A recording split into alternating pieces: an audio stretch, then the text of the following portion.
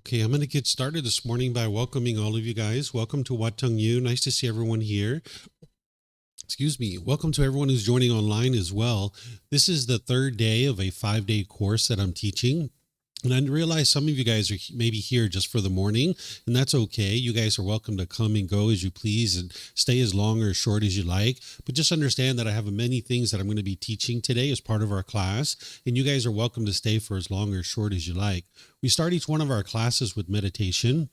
And then afterwards, I share a talk to be able to help you guys to understand the path to enlightenment as taught by the Buddha. Today, what we're going to be doing is loving kindness meditation to start out in the morning. This is a meditation that actually helps you eliminate anger, hatred, and ill will, and all the lesser versions like frustration, agitation, annoyance, and even the slightest dislike towards others. When people experience these things in the unenlightened state, they oftentimes think that anger and frustration and dislike is coming from other people, but it's actually coming from your own mind. The Buddha figured out that all these feelings and emotions are being produced by your own mind, and he figured out the tools and the techniques of how to eliminate it, where you can get to a point where your mind is completely peaceful, calm, serene, and content with joy.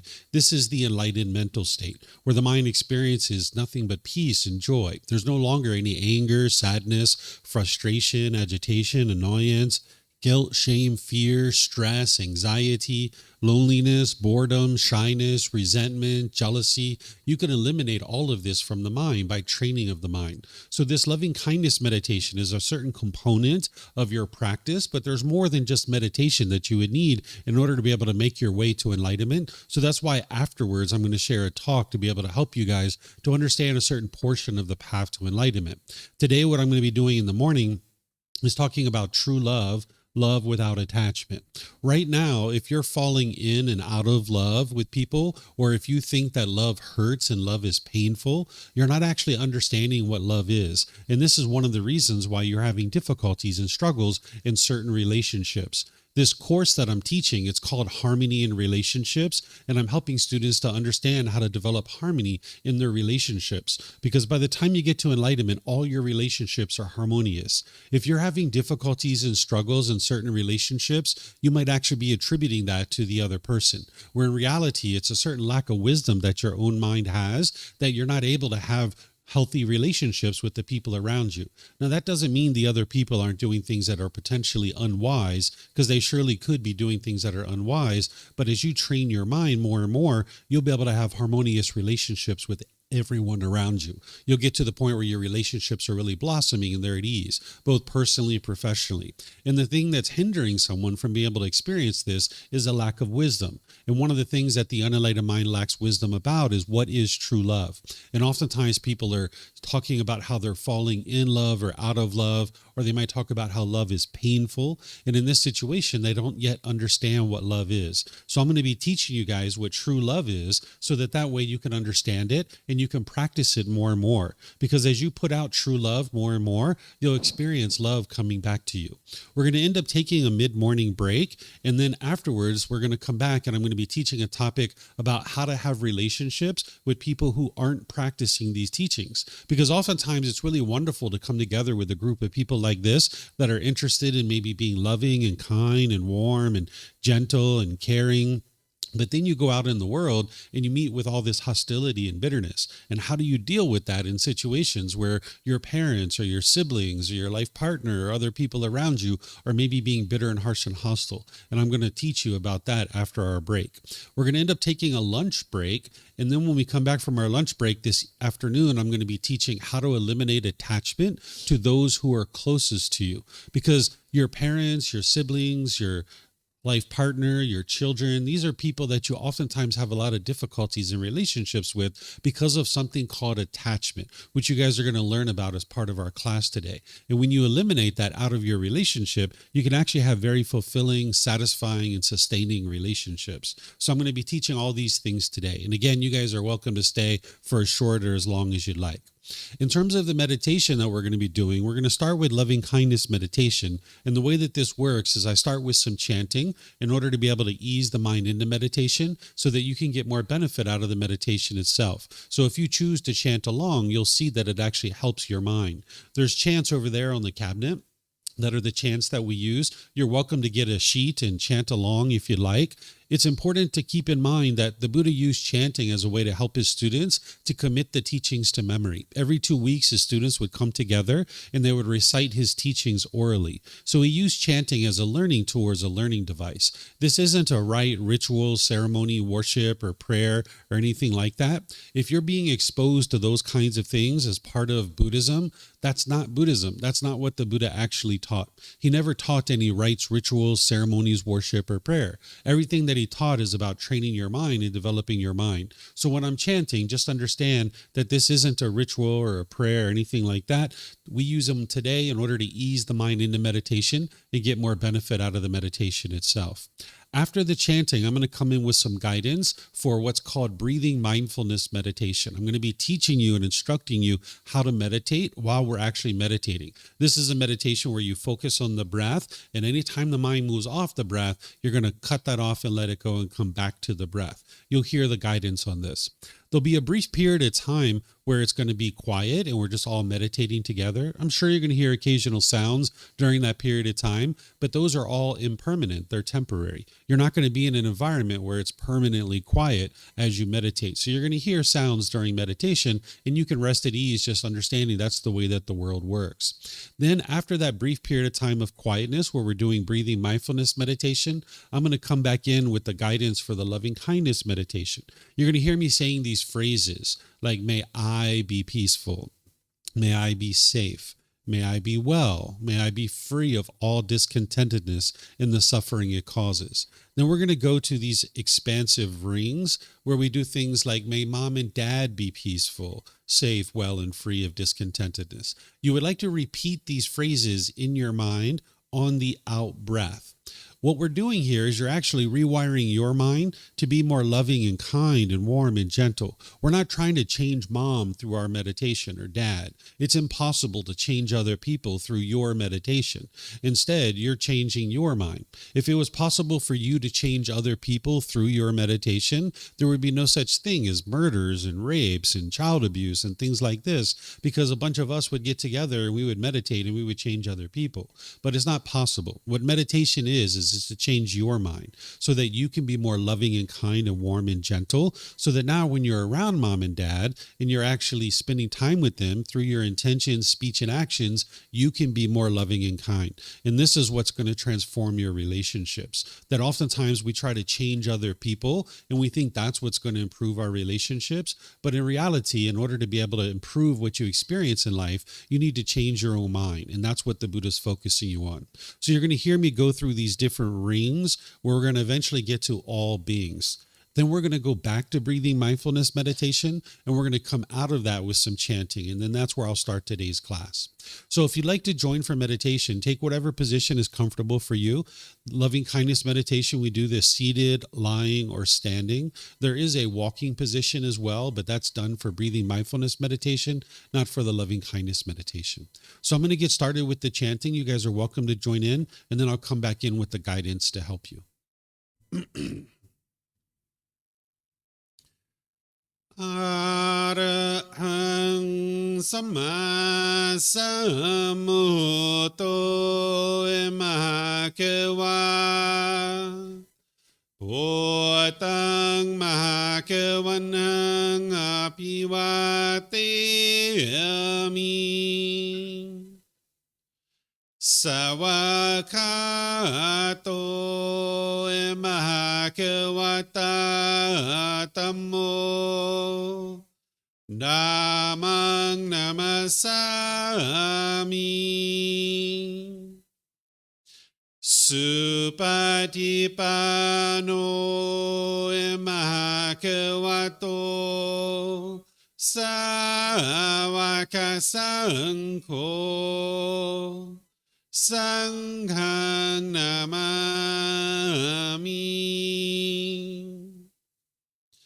Namo Arhasa Bhagavato Arahato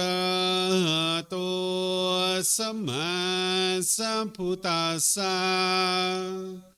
Namo Arhasa Bhagavato Arahato โตสัมมาสัมพุทธัสสะ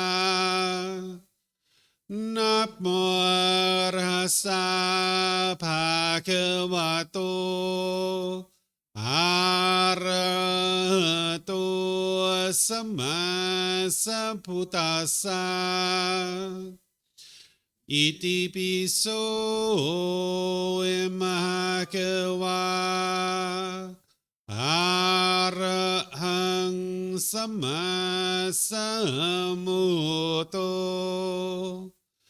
วิชาจารณังสัมมุโนสกขาโตโรกาวิตุอนุเตโรปุริสาดามาสติสัตตาตาวามนุสนังปุตโตภะคะวะติ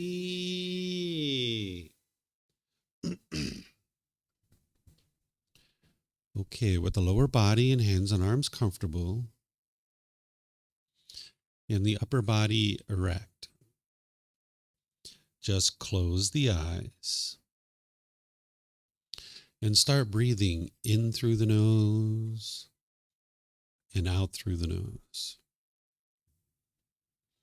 Here you're just looking to establish the breath, a nice, natural, steady, consistent breath. Not forced or controlled, just a gradual inhale through the nose, experiencing the full breath. And then whenever you're ready, exhale out through the nose. Breathing in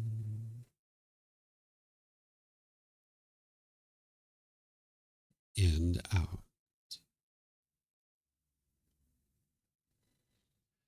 Breathing in and out.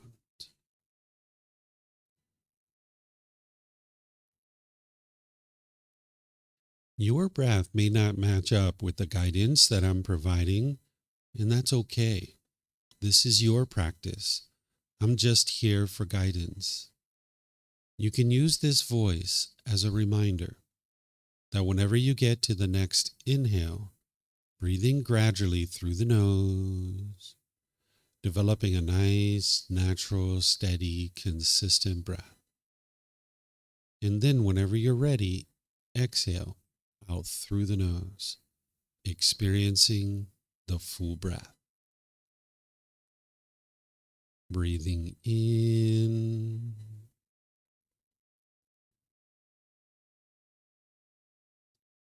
and out.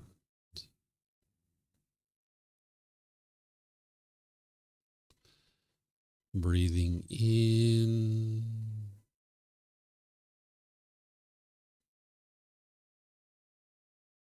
and out.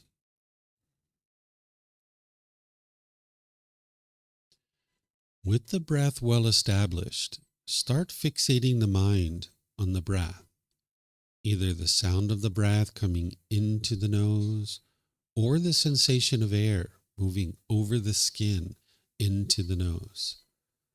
The breath is the present moment. Fixate the mind on the breath, the present moment. Breathing in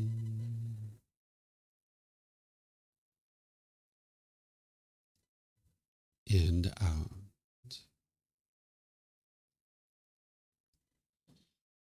Breathing in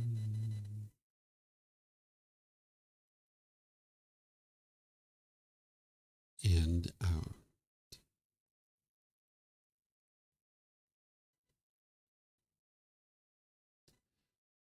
With the mind fixated on the breath, whenever you notice that it moves off the breath, cut that off, let it go, and come back to the breath, the present moment. No need to observe the thought, label it, judge it, analyze it, or even try to figure out where it's coming from. Whenever you notice that the mind is moved off the breath, cut that off, let it go, and come back to the breath, the present moment. Breathing in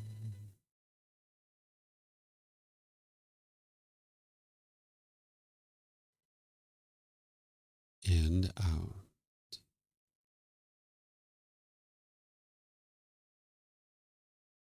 Breathing in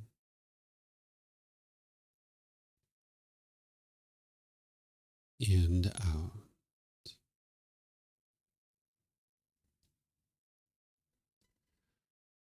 I'm going to be quiet now and let you do this work of focusing on the breath, cutting off and letting go anytime the mind moves off the breath.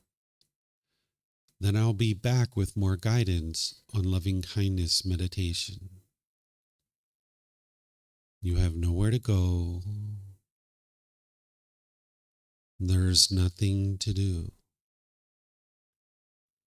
No one needs you right now.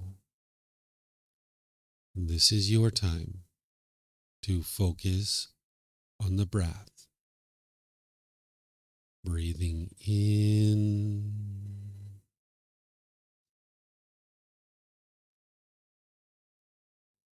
and out.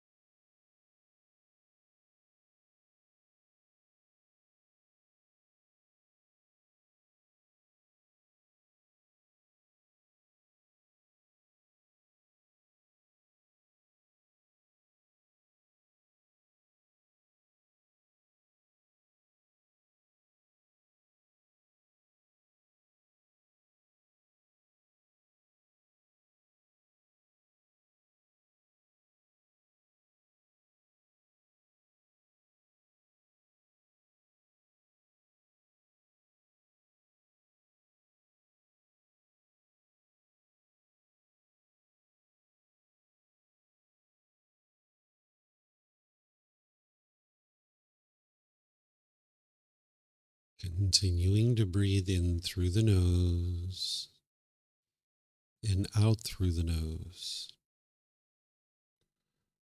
Repeat these phrases in the mind on the out breath.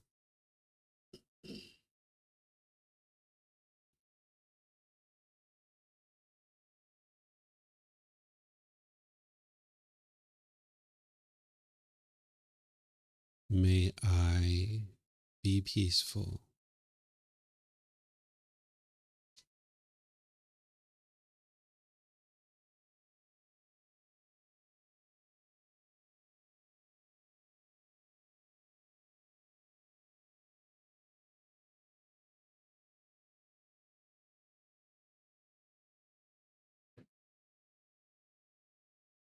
May I be safe.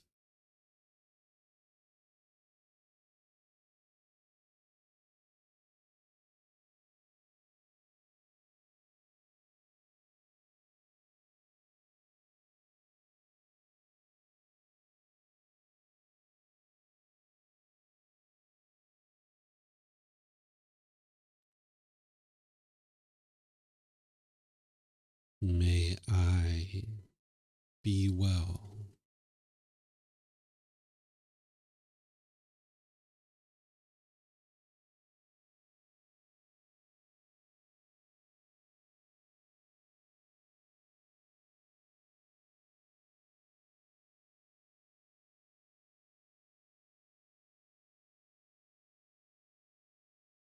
May I be free of all discontentedness and the suffering that it causes.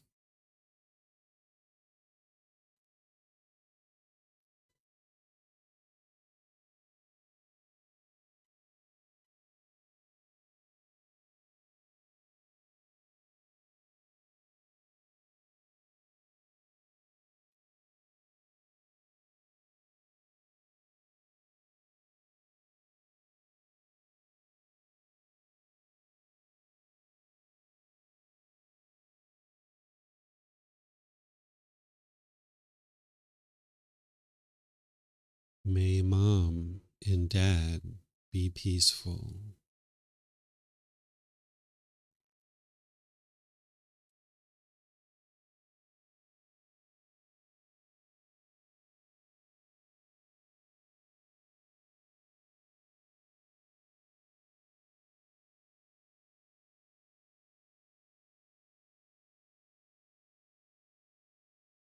May they be safe.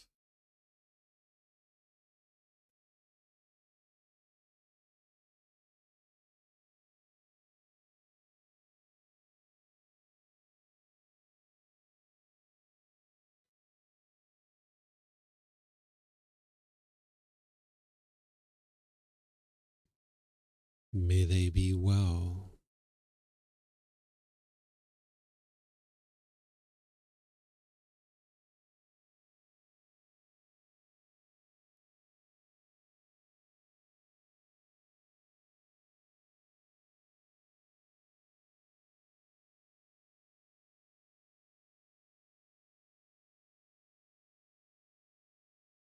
May they be free of all discontentedness and the suffering that it causes.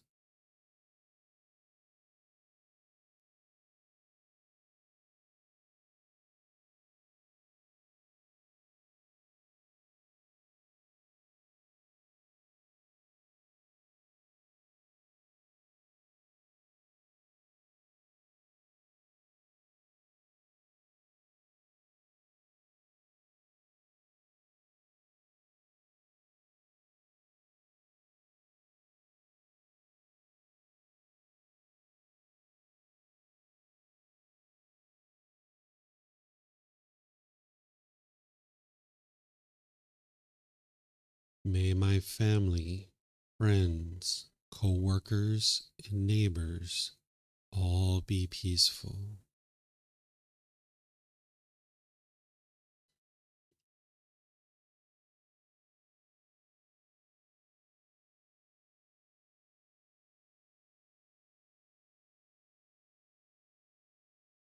May they be safe.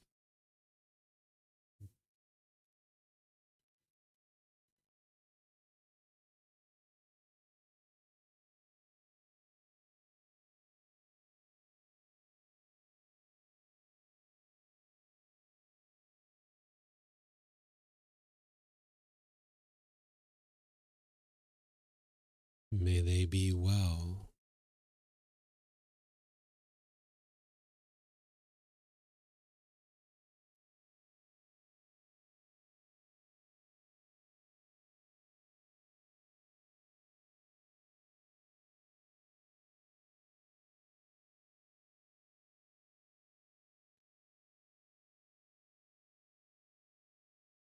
May they be free of all discontentedness in the suffering that it causes.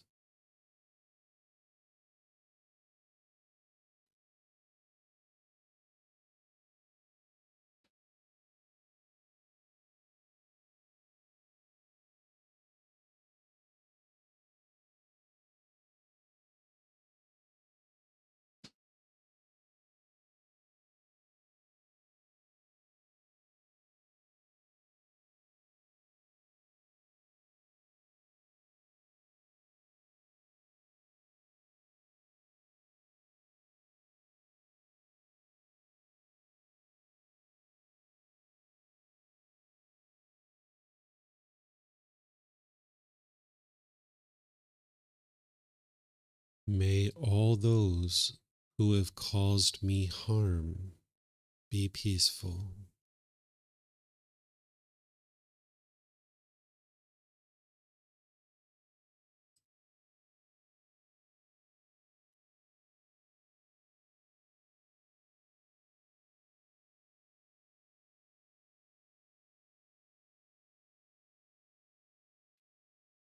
May they be safe.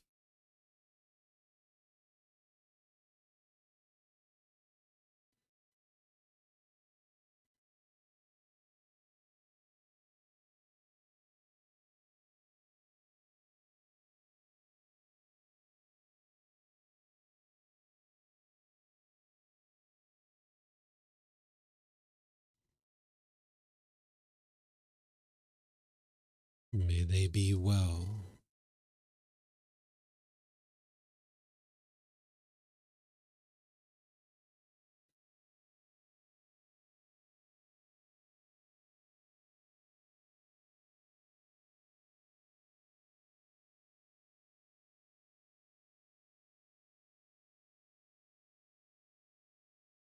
May they be free of all discontentedness in the suffering that it causes.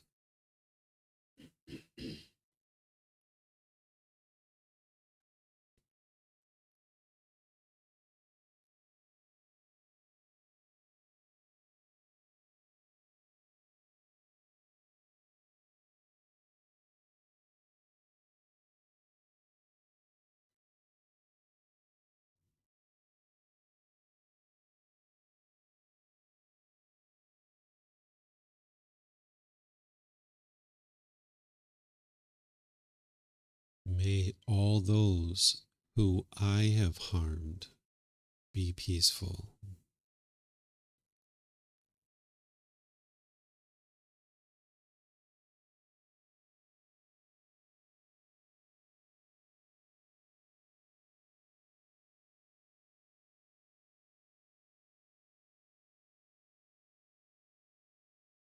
May they be safe.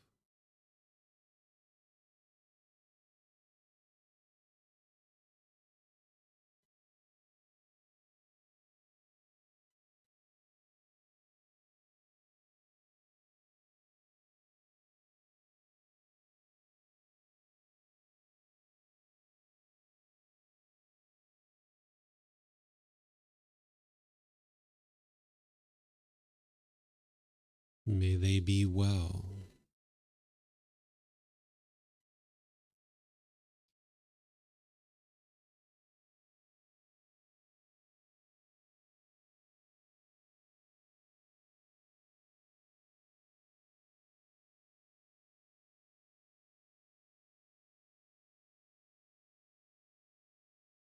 May they be free of all discontentedness in the suffering that it causes.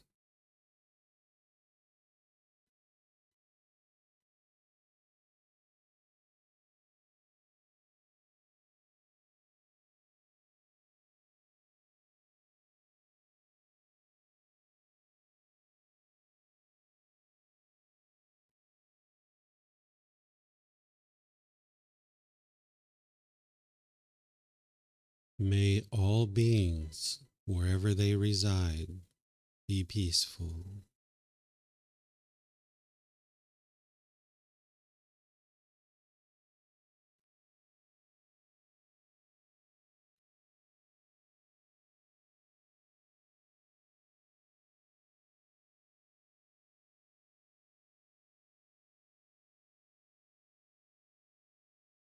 May they be safe.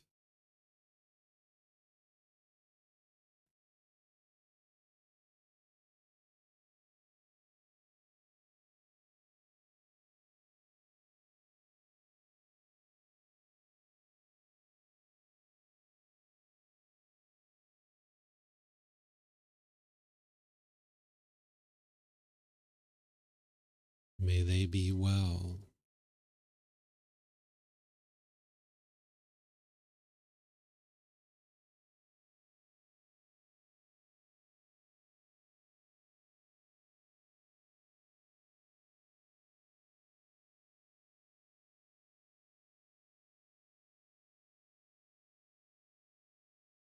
May they be free of all discontentedness in the suffering that it causes.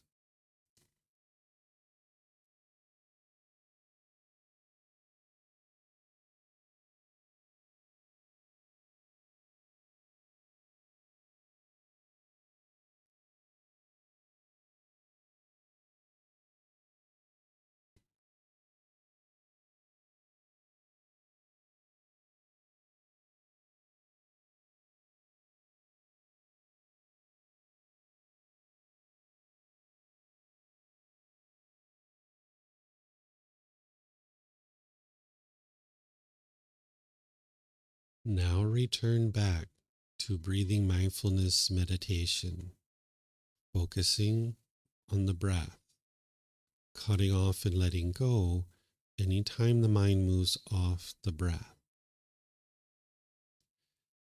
Breathing in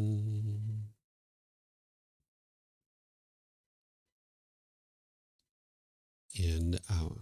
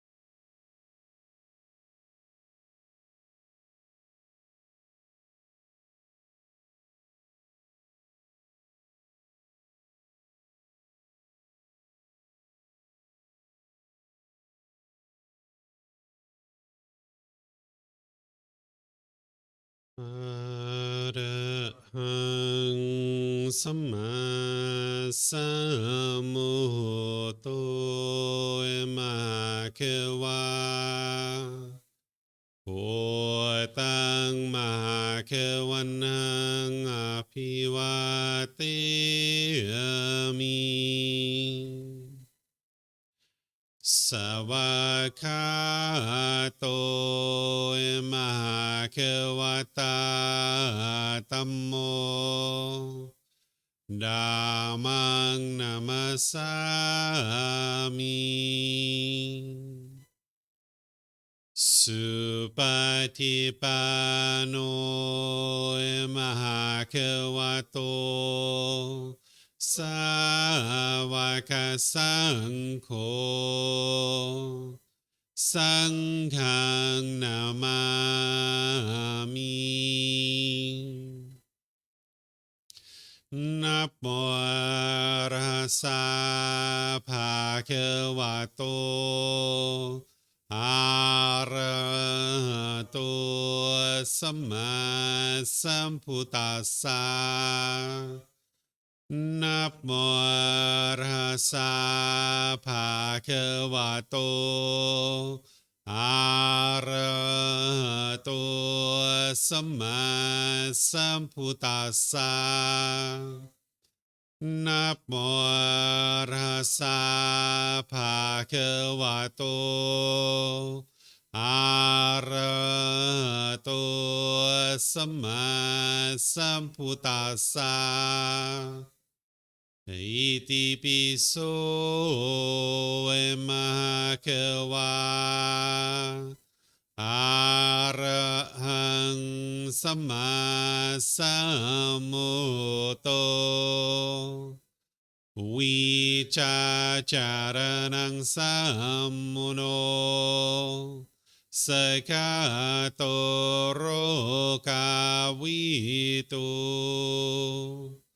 อนุเตโรปุริสาดามาสติสัตตาตาวามนุสนังพุทโธภาควาติ All right, if you guys would like to slowly make your way out of meditation. Once again, good morning to all of you guys. Nice to see everyone here this morning. Welcome to everyone joining online as well. This individual who we refer to as the Buddha figured out over 2,500 years ago how to get to the point where the mind is enlightened. What enlightenment is where the mind's completely peaceful, calm, serene, and content with joy. By the time you get to enlightenment, you'll no longer experience any discontent feelings. You will have eliminated all the causes and conditions that are producing things like anger, sadness, frustration, irritation, annoyance, guilt, shame, fear, stress, anxiety, loneliness, boredom, shyness, resentment, jealousy. All of this can be eliminated from the mind by training the mind. That's what the Buddha figured out 2,500 years ago. So what you're doing is you're applying the tools and the techniques that the Buddha discovered in order to be able to transform the mind and transform your life. By the time you get to enlightenment, your mind will be focused. You'll have concentration, clarity, and deep memory. The Buddha figured out that there's these 10 individual pollutions that are in the unenlightened mind. And when you understand what those pollutions are and you apply the tools and the techniques to uproot them, your mind will start performing more and more optimally. So you'll have focus, concentration, clarity, and deep memory. Where in the unenlightened state, you'll tend to lack those qualities. By the time you get to enlightenment, all your personal and professional relationships are really blossoming. They're at ease. You don't have that bitterness and harshness and hostility in your mind anymore. So since you're not putting that out in your relationships, it's not coming back to you. Oftentimes people think that that bitterness and harshness is being caused by other people, but it's actually being caused by your own mind. And whenever you're putting that out in your relationships, it's causing harm, and now it's going to all come back to you. By the time you get to enlightenment, you won't even experience a bad mood anymore. That is physically impossible to experience a bad mood. So one of the things that the Buddha discovered about the unenlightened mind is that it lacks wisdom. There are certain things about the world that the mind just doesn't understand. So the mind is essentially struggling and having difficulties to exist in a world that it doesn't understand. So when you're experiencing stress and anxiety and frustration and all these other discontent feelings, this is the mind struggling to live in a world that it doesn't understand. It's having difficulties. But you can overcome that through the cultivation of wisdom. One of the things that the mind doesn't understand is what is true love. And because of this, an individual will tend to struggle in relationships. You might have noticed that you've had broken relationship after broken relationship after broken relationship. And what the mind will tend to do in those situations is it'll tend to find a way to blame what you're experiencing on somebody else. And that doesn't mean somebody else isn't doing something that's unwise, because they could surely be doing something that's unwise. But there's certain decisions that we make that lead to the results that we experience in our life. If we're making unwise decisions, we'll experience unwholesome results in our day-to-day life. And if we're making wise decisions, we'll experience wholesome results. So what you're doing on the path to enlightenment, among other things, is you're cultivating wisdom about the world around you to understand how the world actually truly functions. And I'm going to help you to understand what is true love. Because right now, if you're falling in love and out of love with people, or if you think that love hurts and love is painful, you might actually fear getting into another relationship. You might actually be avoiding getting into a relationship because you think that love hurts. But when you understand what true love is, and you see that it's not the love that's actually causing these painful feelings, then the whole world opens up to you, that now you can have more satisfying, fulfilling, and sustaining relationships with people. It's going to take you time to intellectually understand what it is that I'm going to teach you today. And then you're going to need to reflect on that to verify whether it's true or it's false. And then you're going to need to practice it, integrating it into your day-to-day life. While you might understand more about what true love is after today, you're not going to be able to go out there and just magically transform all your relationships. You're going to need to spend some time to learn other things other than just what it is that I'm teaching you today. But this is a great start for you if you think that love hurts and love is painful and you're having difficulties in relationships. This is going to really help you to open that up and experience more satisfying, fulfilling, and sustaining relationships. As I talk today, I'm going to be pausing a few times and opening up for questions. If you guys have questions, you're more than welcome to ask those, because when you're on the path to enlightenment, you don't believe any of the teachings. You can't believe what it is that I'm sharing with you, because with belief, you don't know what's true or false. You're just believing it because somebody convinced you to believe it, or you convinced yourself to believe it. You need to get to wisdom where you know the truth. And the way that you do that is through learning something, examining and investigating it intellectually. You reflect on it to verify if it's true or false based on your own direct experiences in life. And then you actually practice it, integrating it into your day-to-day life. And that's where you'll experience the real results. So as you guys have questions, you'll see me pausing a few times. We have microphones there in the middle of the room in the white bowl. There's also some up here in the front. If you could get a microphone and take it back to your seat, if you press the gray button, you'll see the lights come on, and you hold this up to your chin, and we'll be able to hear you here at the temple, and they'll be able to hear you online as well. If you speak here without a microphone, they won't be able to hear you online. And then you can keep these with you, because you might have more than one question, or someone around you might have a question, and you can just share it with them. And then if you're not using it, if you could turn it off, that'll be helpful so we don't get feedback through the speakers. And anybody who's online, you can put your questions into Facebook, YouTube, or Zoom in the comment section. I'll be able to see that. Or in Zoom, you can electronically raise your hand, unmute your microphone, and ask any and all questions that you like. So as I shared, in the unenlightened state, an unenlightened being will misunderstand what love is. They will oftentimes think that love is very hurtful, very painful, and they might actually be avoiding relationships because they're not interested in experiencing that. But what's causing your painful feelings is not love. So in order to help you understand what love is, I'm going to first help you understand what's causing these painful feelings so that you'll be able to see that it's not the love that's actually causing these painful feelings. The very first, most beginning teaching of the Buddha is called the Four Noble Truths. In 4 simple statements, the Buddha helps you to understand the problem that he discovered in the mind, the cause of that problem, the elimination of it, and the path forward of how to completely fix and transform the entire mind. So I'm going to help you to understand this 4 Noble Truths. For some people, this is a reminder. That's why I just have the second and third noble truth up here, but I'll explain all of them to you, because this is where you can have a real breakthrough in understanding what's actually causing these painful feelings, so that then you can actually fix it. Because if you're thinking that it's other people or the outside world that's causing these feelings, you're not yet understanding true reality to be able to see what's actually causing these feelings. The first noble truth is that every unenlightened being will experience discontentedness. What discontentedness is conditioned feelings. That based on some condition, you're going to experience either pleasant feelings, painful feelings, or neither painful nor pleasant feelings. What the pleasant feelings are, like happiness, excitement, elation, thrill, exhilaration, or euphoria. The painful feelings are things like anger, sadness, frustration, irritation, annoyance, guilt, shame, fear, stress, and anxiety. These are very painful to experience. Then there's what's called neither painful nor pleasant feelings. You might think about shyness as being this, where it's not painful, it's not pleasant, it's neither painful nor pleasant.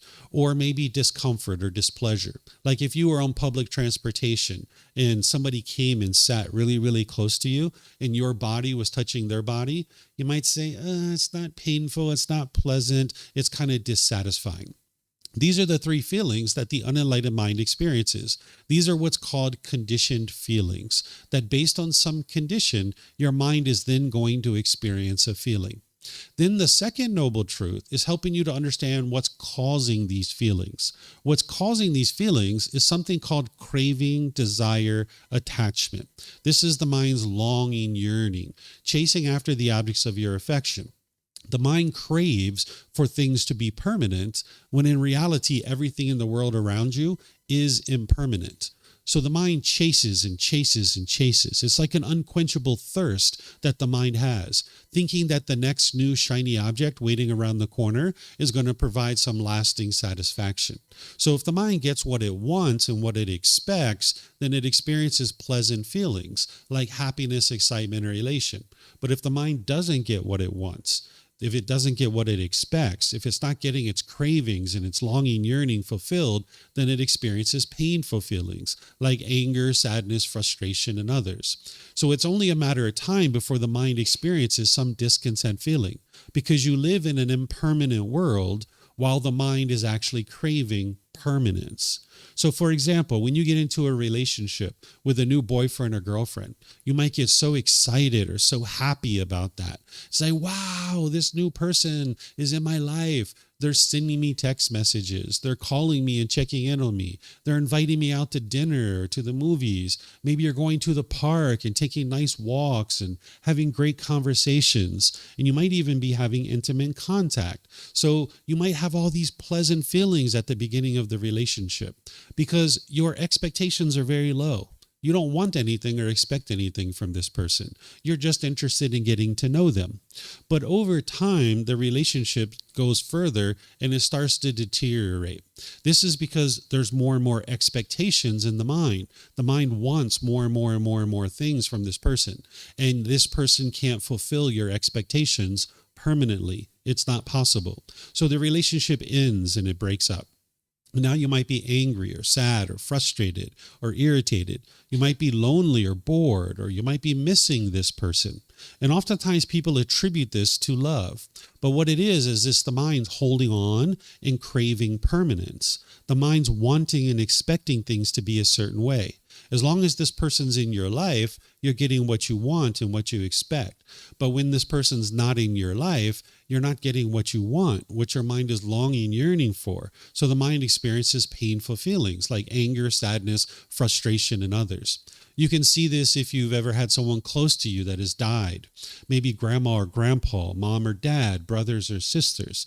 Of course, you're not a bad person if you experience grief or sorrow or sadness during this period of time, but it's not your love that's actually causing this. What's causing it is the mind's craving, desire, attachment, the craving for permanence, wanting this person to be permanent, when in reality they are not permanent.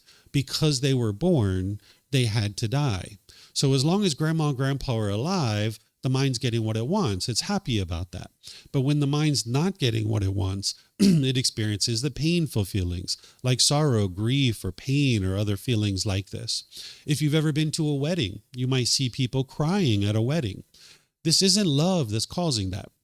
Because love is a genuine interest in seeing all beings be well. We're going to talk about this more in a moment. When this new person is going off into the world with your family member or whoever it is that you're close to, you might actually see people crying or grieving at a wedding. It's not the love that's causing that, because that's a wonderful thing. This person is starting a new relationship. They're going off and having this new life with this new person.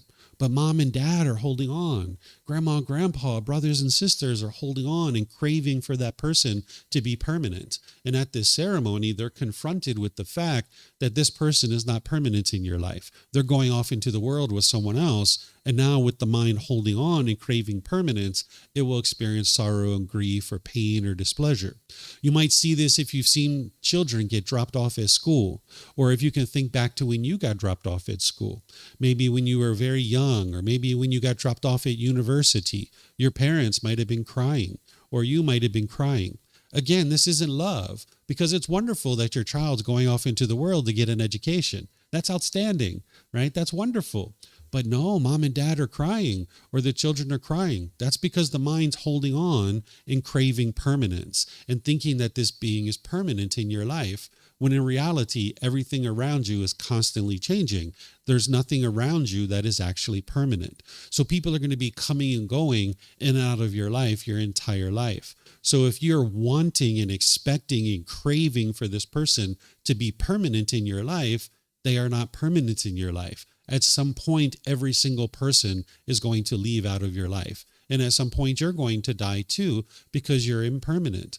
But with the mind craving permanence, it will experience painful feelings and all these other feelings.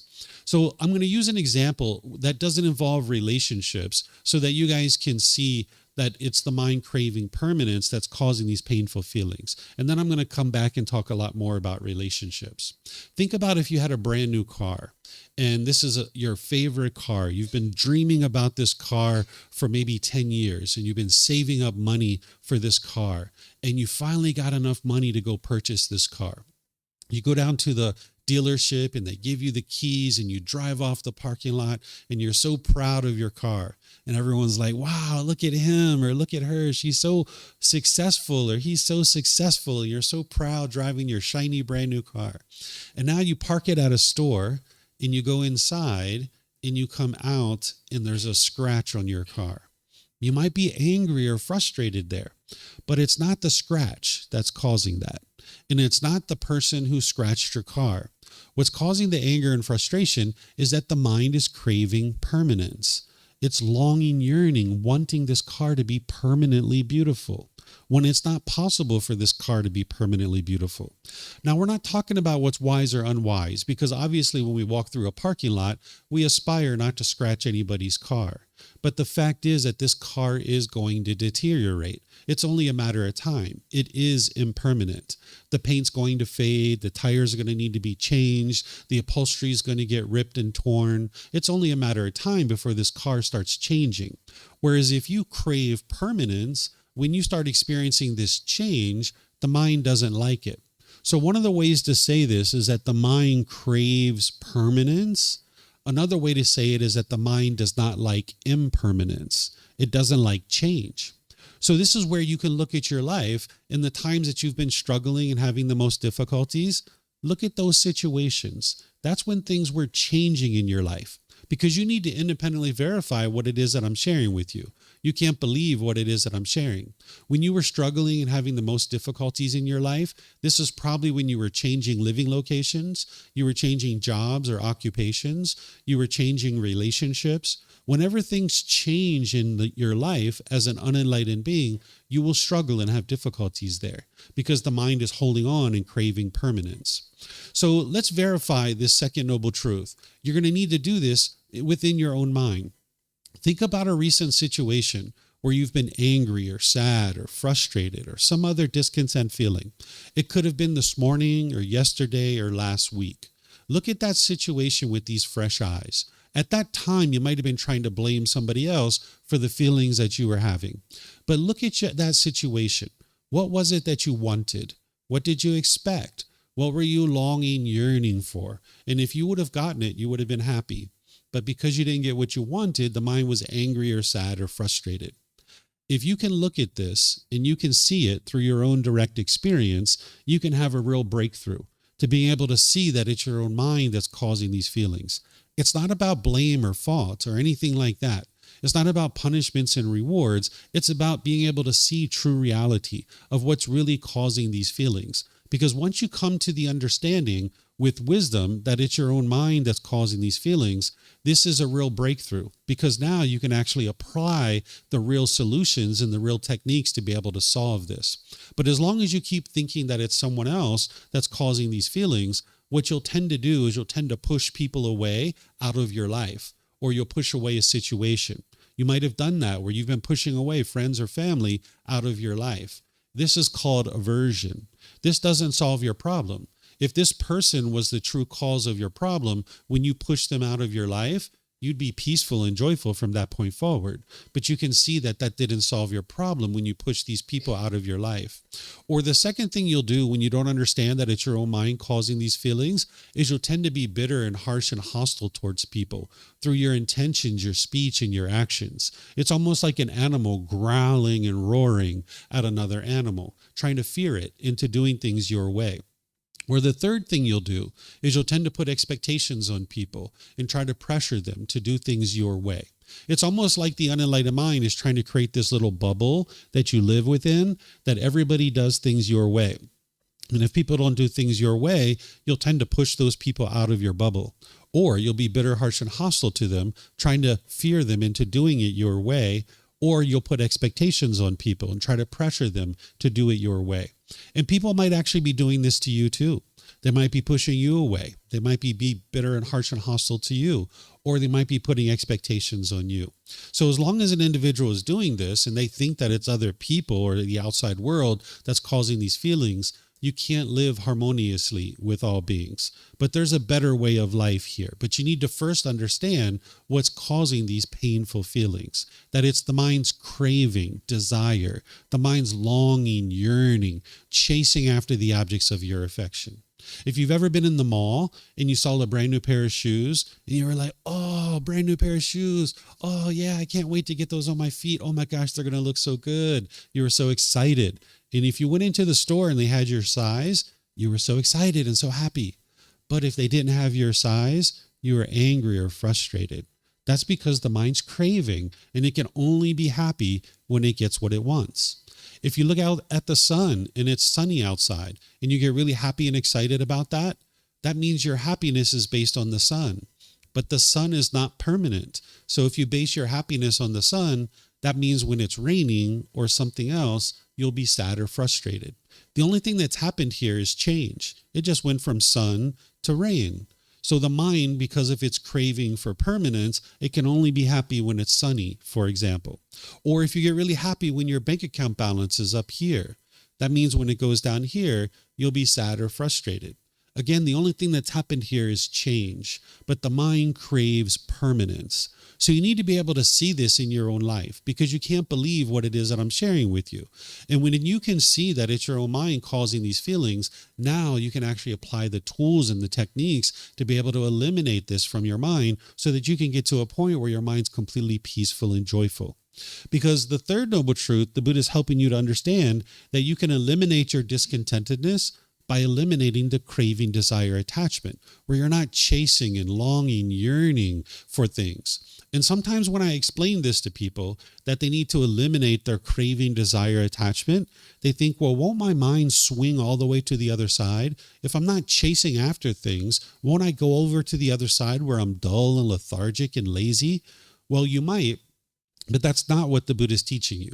The Buddha is teaching you to come to the middle, where you can gradually pursue your goals, objectives, or interests through wise decision-making, with ambition and with enthusiasm, but not forming your feelings based on whether you get that thing or not. And this comes with training. The mind needs to learn how to be able to do this. So if you're eliminating your cravings, desires, attachments, you'll eliminate your discontentedness. You can independently verify this too. Because think back to that boyfriend or girlfriend that you broke up with, and you were sad and you were angry, or you were lonely or bored or missing this person. At some point, your mind let go. And that's where your peace and your joy came back, because that's what the Buddha is teaching you here, is to train your mind to let go. Because at some point you were like, you know what? If he wants to be with someone else, so be it. And your mind let go. And that's where your peace and your joy came back. And at some point you might have said, you know, if she wants to live in another part of the world, so be it. And your mind let go. And that's where your peace and your joy came back. So the third noble truth is helping you to be able to understand your mind needs to let go. And that's what the Buddha's teachings help you to be able to do, is train your mind to let go. And the fourth noble truth is that the complete perfect plan that's going to lead to your elimination of discontentedness is the Eightfold Path.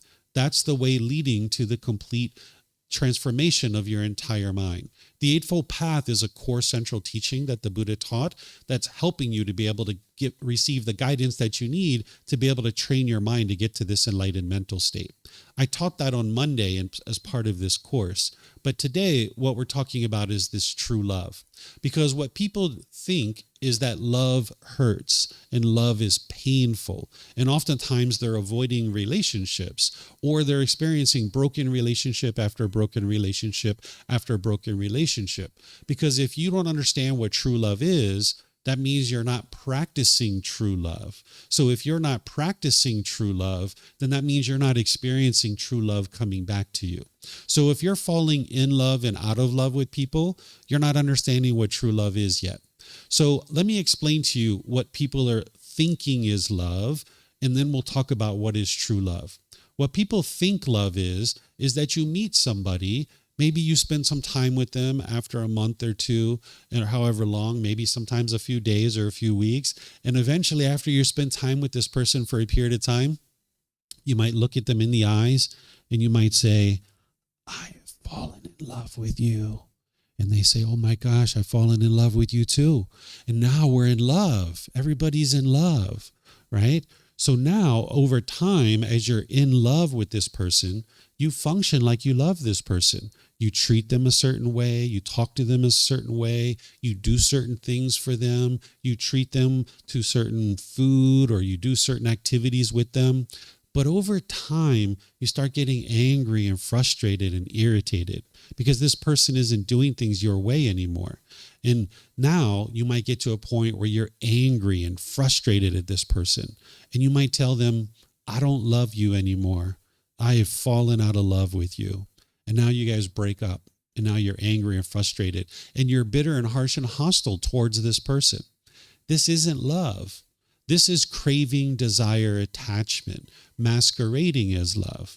At the beginning of the relationship, you didn't have any expectations of this person. You didn't want anything from this person. You didn't have any cravings. So you were just interested in getting to know this person. That's why at the beginning of the relationship, everything's wonderful, because you were getting everything you wanted, which was basically just to get to know this person. That was it. So early on in the relationship, everything was wonderful. But as time went on, your expectations grew, where you wanted more and more and more and more things from this person. This oftentimes happens around the first time that you have sex, where you start having all this expectations of this person, wanting and expecting this person to be a certain way. And now that person can't meet your expectations permanently. And you can't meet their expectations permanently either. But they keep having these expectations of you, and you keep having these expectations of them. The mind's getting angry and frustrated. You think it's the other person who's causing this. They think you're causing them to be angry. And now you guys break up. And now you become bitter and harsh and hostile with them. Essentially what the mind says with this particular thing is it says, I love you. Therefore, I want you to be with me, because you make me happy. I love you, so I want you to be with me because you make me happy. This is not love.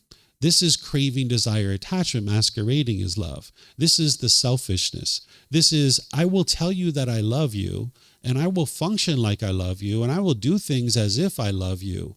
But when you stop doing things my way, and you're not doing things the way I want you to do it, I'm going to get angry at you, and I'm not going to love you anymore. And I'm not going to treat you like I love you anymore, because you're not doing things my way. This is the mind's selfishness, but it's coming from the lack of wisdom that the mind has.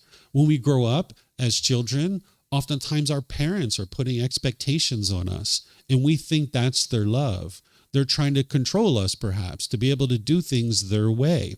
Maybe they want us to be a doctor or a lawyer, or they want us to clean our room, or they want us to do this, and they put this pressure on us to be able to try to convince us to do things their way. And if we do things their way, they're happy. But if we don't do things their way, they get angry and frustrated at us, and they start yelling and hollering.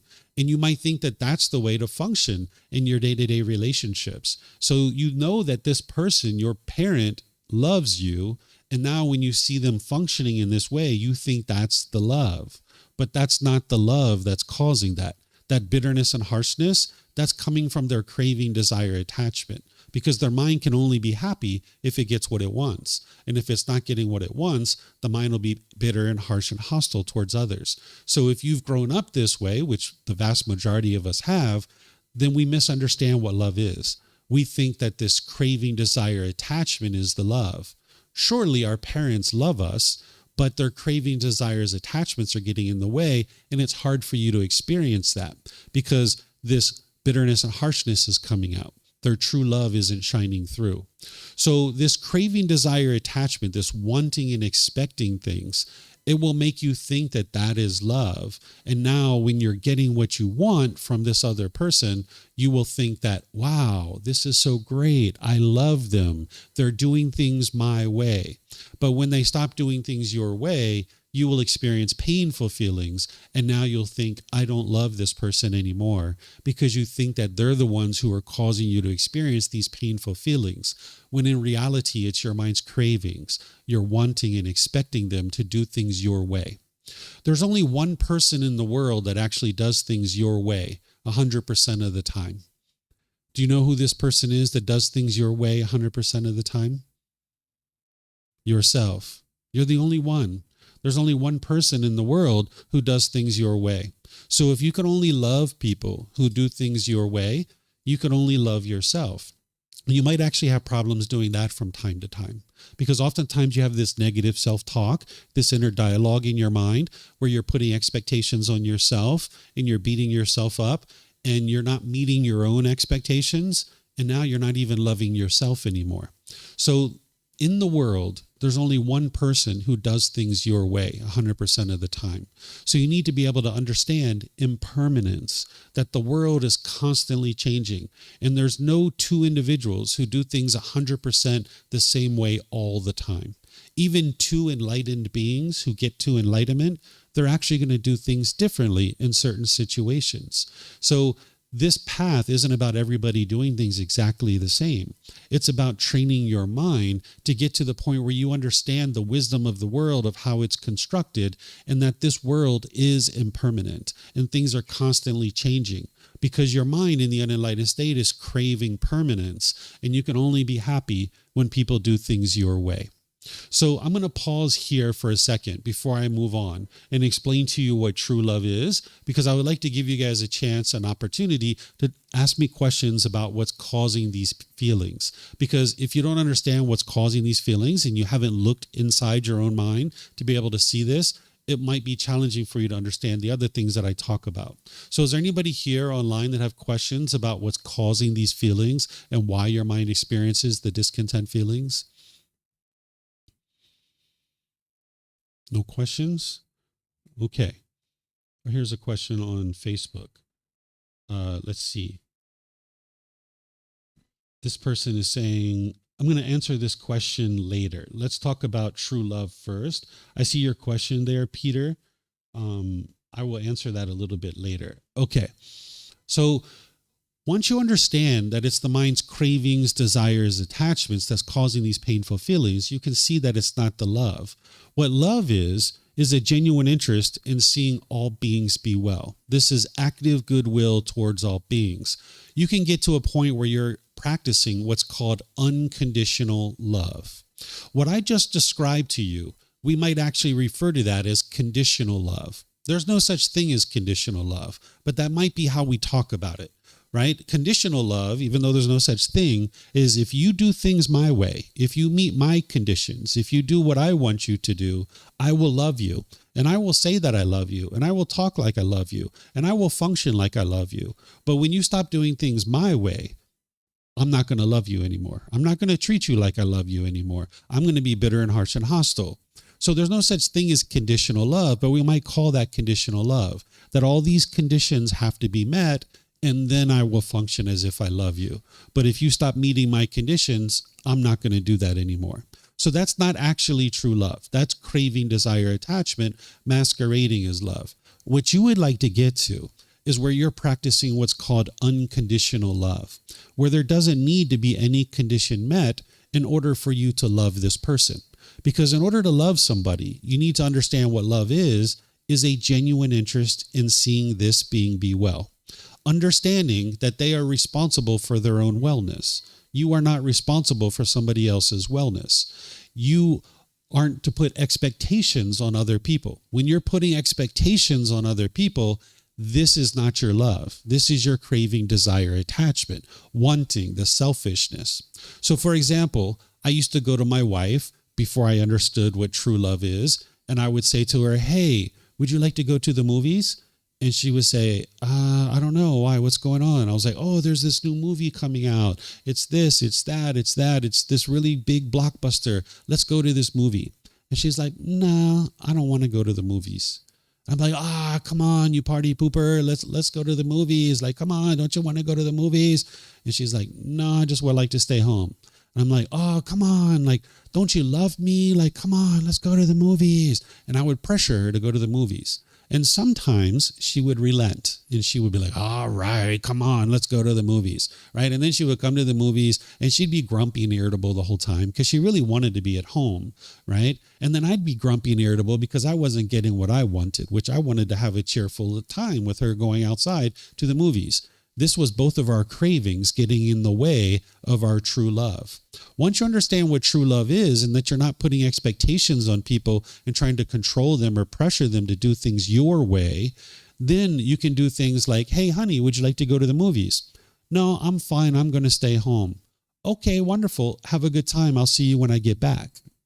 But when your mind's having attachment, you can't do that because you can only be happy if you get what you want, which is this person going with you to the movies, for example.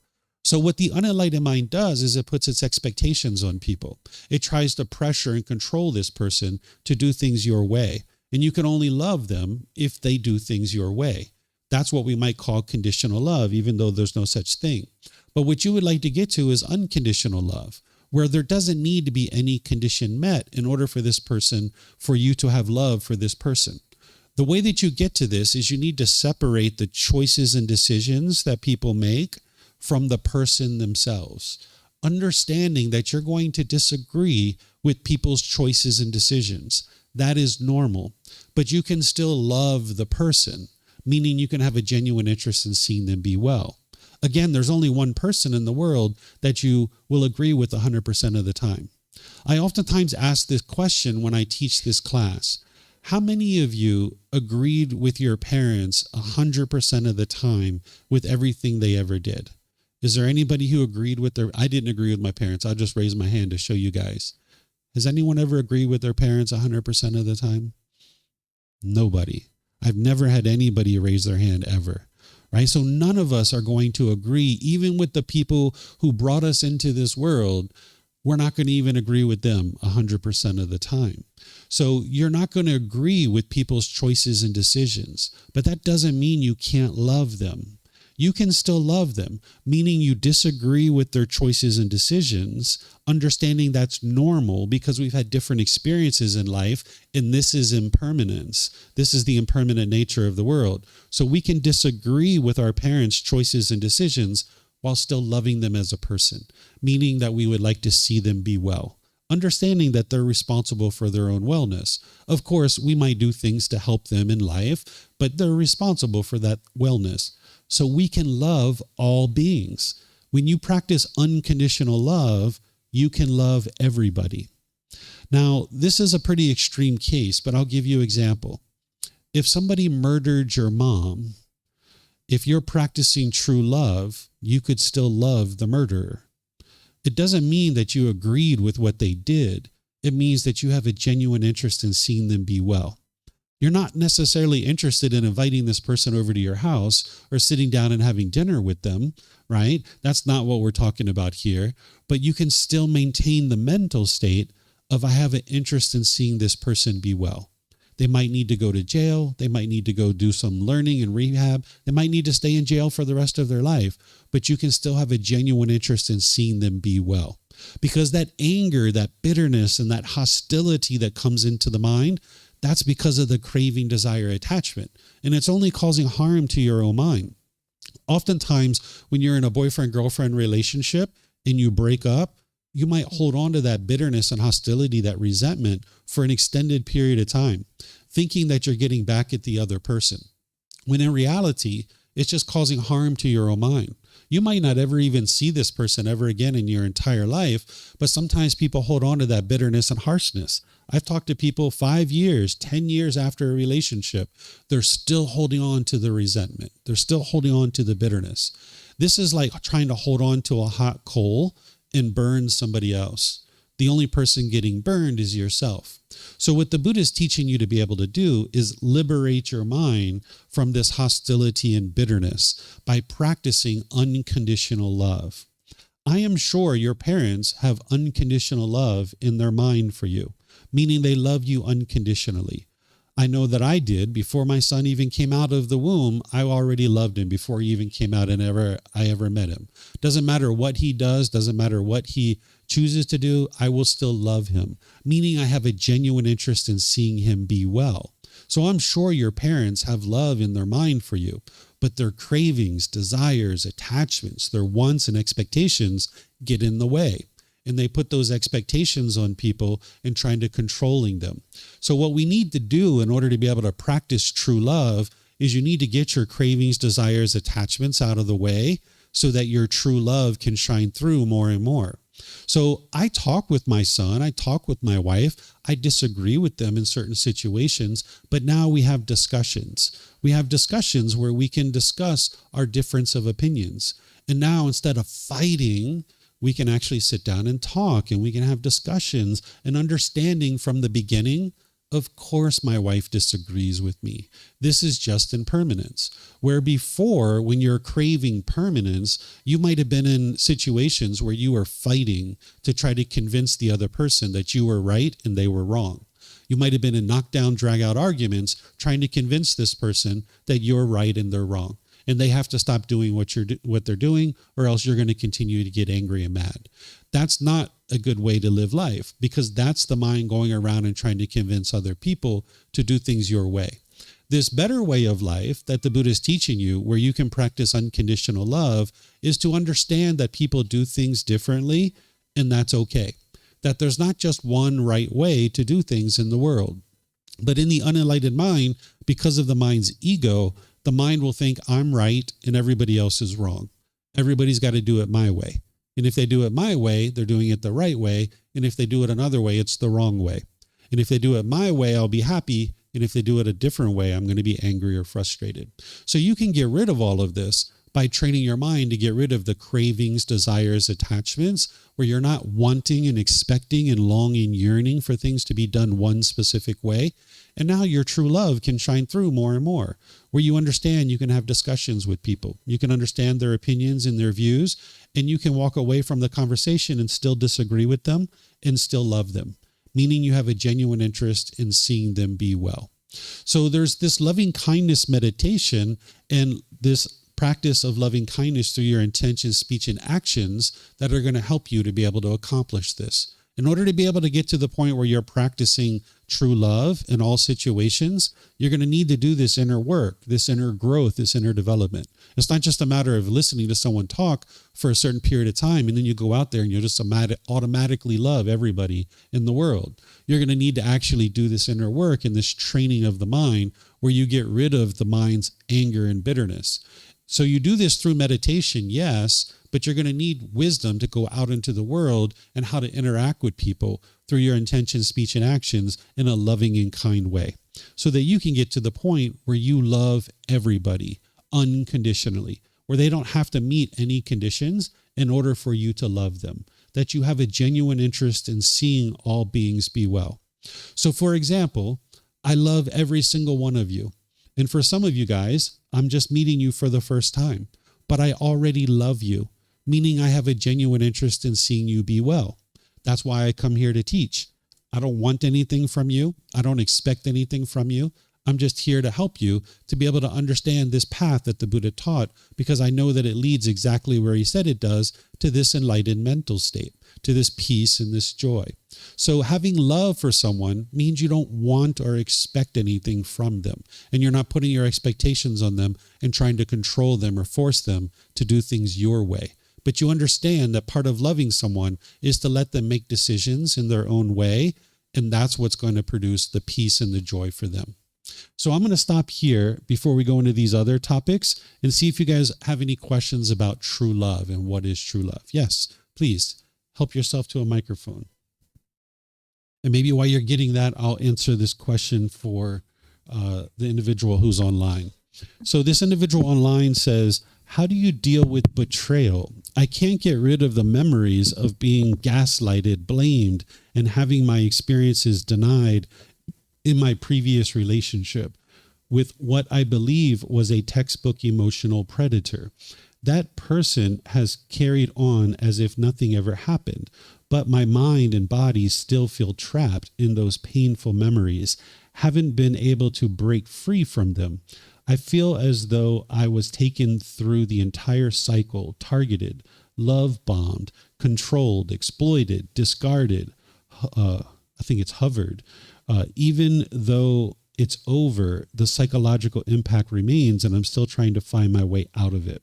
Okay, so in this situation, it sounds like you're blaming the other person for the things that you experienced. And that doesn't mean the other person didn't necessarily do things unwisely, because they could have easily done things that are unwise. But that's not what's causing your feelings. If you're going to overcome this, you're going to need to train your mind how to let go. But the mind doesn't know how to do that. So what I encourage you to do, since you're on our Facebook page, you can also go to our YouTube channel or our website.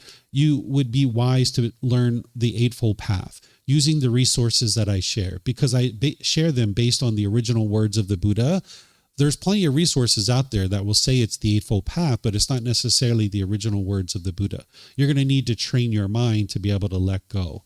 And you're going to need to get away from blaming this person for what you experienced, because your mind's still holding on and it doesn't know how to let go. So if you go to our website, if you'd like to read, you'll be able to see we have books that are available for free. You can download them. You can take them and go print them. You can get printed versions on Amazon, or if you were here in Chiang Mai, you can get them at the temple by just reimbursing us for the printing costs. If you like to read books, you can do that. If you like to watch videos, we have a YouTube channel. You'll find that on our website. We have audiobooks. We have podcasts. You'll be able to learn the Eightfold Path and train your mind to let go. That's what you need to be able to do.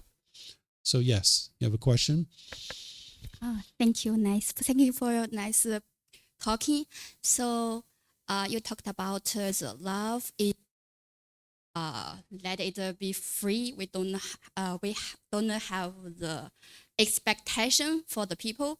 So what is the difference of we don't care that people? If we love that people, so we sure to have expectation.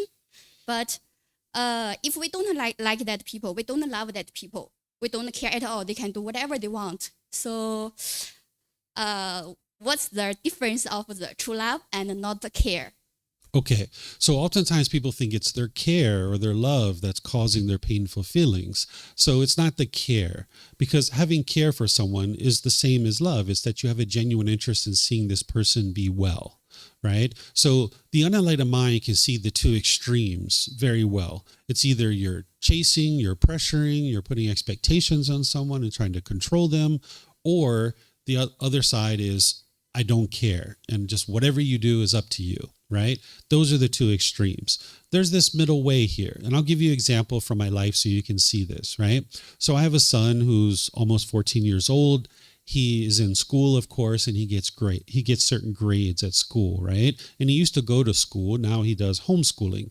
So when he gets certain grades, I would like to see him get certain grades, because I know this is going to be helpful for his life. So I have care and concern that he's actually getting good grades and that he's actually learning and doing the work that he needs to do in classes in order to be able to develop his mind with certain things like science and math and all these other things.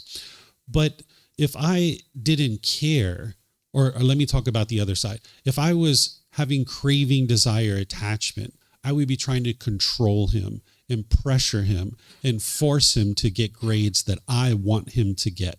And I'd be pressuring him to do that. And when he would come home with a grade that is undesirable, I'd be angry and frustrated. I'd be yelling and hollering and upset with him. That's what craving, desire, attachment does, because he's not doing things my way, right? But if I was all the way on the other side, where I didn't care, I'm just like, whatever, go to school, whatever grade you get, I don't care.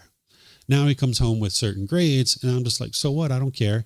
And now he doesn't get the education that he needs. Right. So in these two extremes, the individual isn't being able to learn and grow and develop, the child, because you're now forcing, pressuring, putting expectations, yelling and hollering at the person. And he's only going to do a certain performance as long as he's got that fear and that hostility and those expectations and pressure coming at him. But if I was all the way on the other side where I could care less what's going on, he's not going to actually have the guidance that he needs in order to be able to improve his life. So there's this middle way where I can sit down and talk to him. Because I have care, because I have love, I have an interest in seeing him be well, I can sit down and talk with him. And this is actually a true story. He came home with an F one time from his computer class. And I was like, you've got an F on your report card. This is like the worst grade you could get. And I said, why is it that you got an F? And of course, he started explaining all the different reasons why he felt like he had an F, because I knew it was from decisions that he was making. That's what led to this result.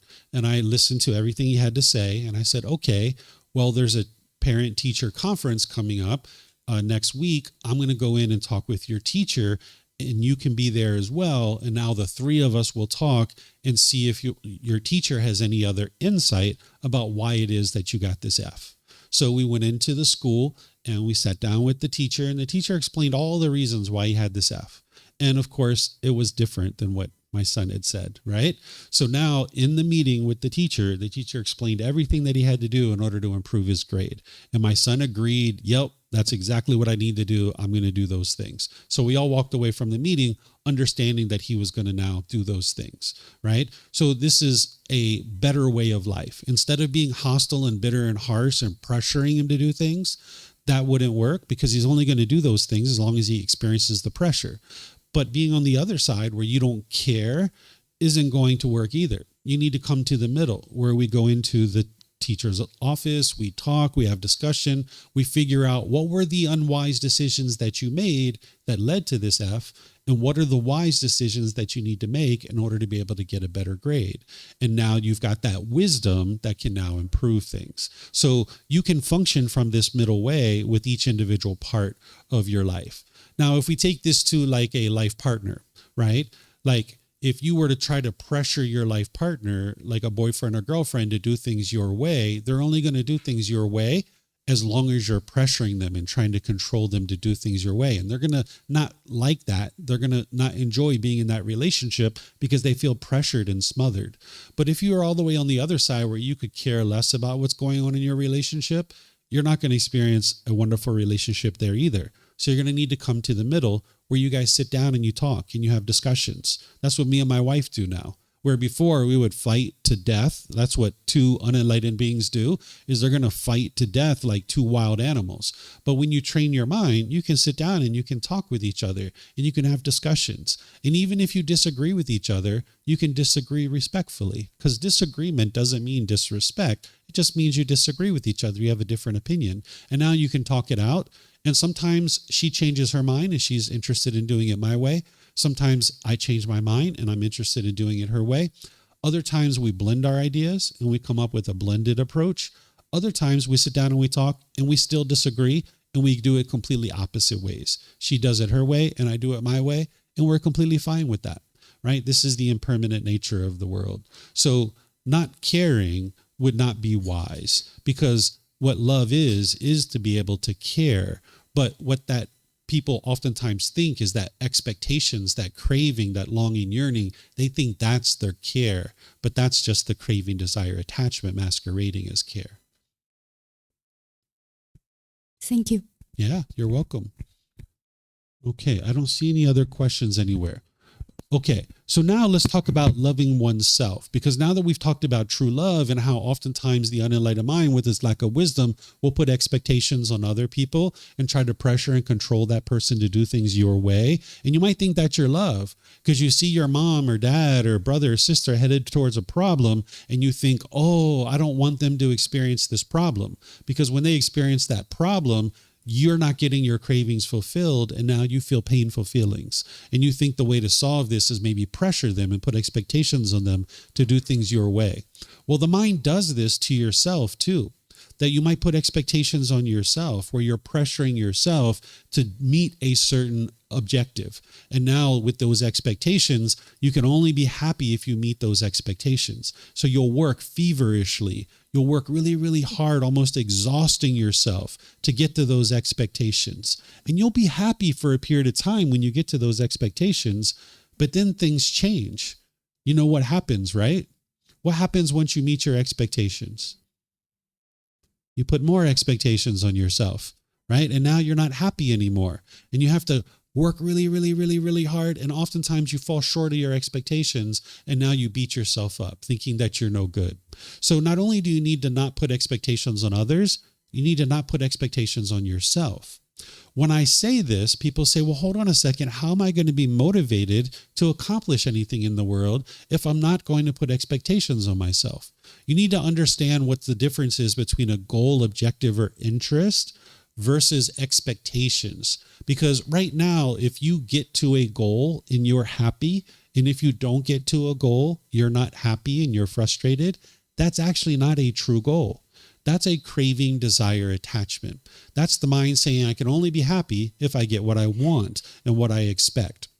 A true goal is something that you can gradually work towards, and you can maintain your peace and your joy, whether you accomplish that thing or not. That you can be motivated to be able to work towards this goal and objective through wise decision making. Whereas if right now you want a bigger house, you're longing, yearning for more money, you want that fancier car, and you're chasing and chasing and chasing and chasing, you can only be happy if you get what you want. And you're not going to always get what you want. There's going to be some times where you fall short. And now you're going to beat yourself up for having done that. Where if you're all the way on the other side, where you could care less about the types of shelter that you have or transportation or food or clothing, you're not going to live a peaceful and joyful life there either. So the middle way is to have a true goal, a true objective, or a true interest that you're working towards, understanding that you may or may not actually meet this objective. And now you can just gradually make wise decisions towards that goal. And now let's just say you're 80% of the way towards the goal. You can look at it and say, I haven't met my goal here. All the while maintaining your peace and your joy. I haven't met my goal. What am I going to do? Well, I can extend my timeline, giving myself more time to be able to accomplish this. Or I could add resources. I could add some more resources to help me be able to accomplish this goal. Or, you know what? 80%, that's just fine. I don't need to go any further. I can just be fine with the 80%. I don't need to continue to go further. So you can make wise decisions towards an objective or goal with ambition, with enthusiasm, but without forming your feelings based on whether you accomplish that thing or not. This is something the mind needs to be trained to do. In my opinion, I think the Buddha had the most ambitious goal ever. That 2,500 years ago, he lived in a very small region of the world and he spoke a very localized language. But 2,500 years ago, he had the goal that his teachings would reach the entire world and that everybody would get to the point where they could learn and practice his teachings and actually get to enlightenment. That was never going to happen during his lifetime. It was impossible for it to happen, because there wasn't an international language for everybody to be able to understand his teachings. And travel wasn't so easy. Isn't until now that goal is actually possible, where his teachings can reach the entire world. But day by day, for his entire life, he actually made wise decisions to put his teachings in motion so that at some point in the future, this goal could be realized. So you're going to need to learn how to work towards a goal or objective through wise decision making, understanding that you may or may not actually achieve your goal, and don't base your feelings on whether or not you accomplish your goal or not.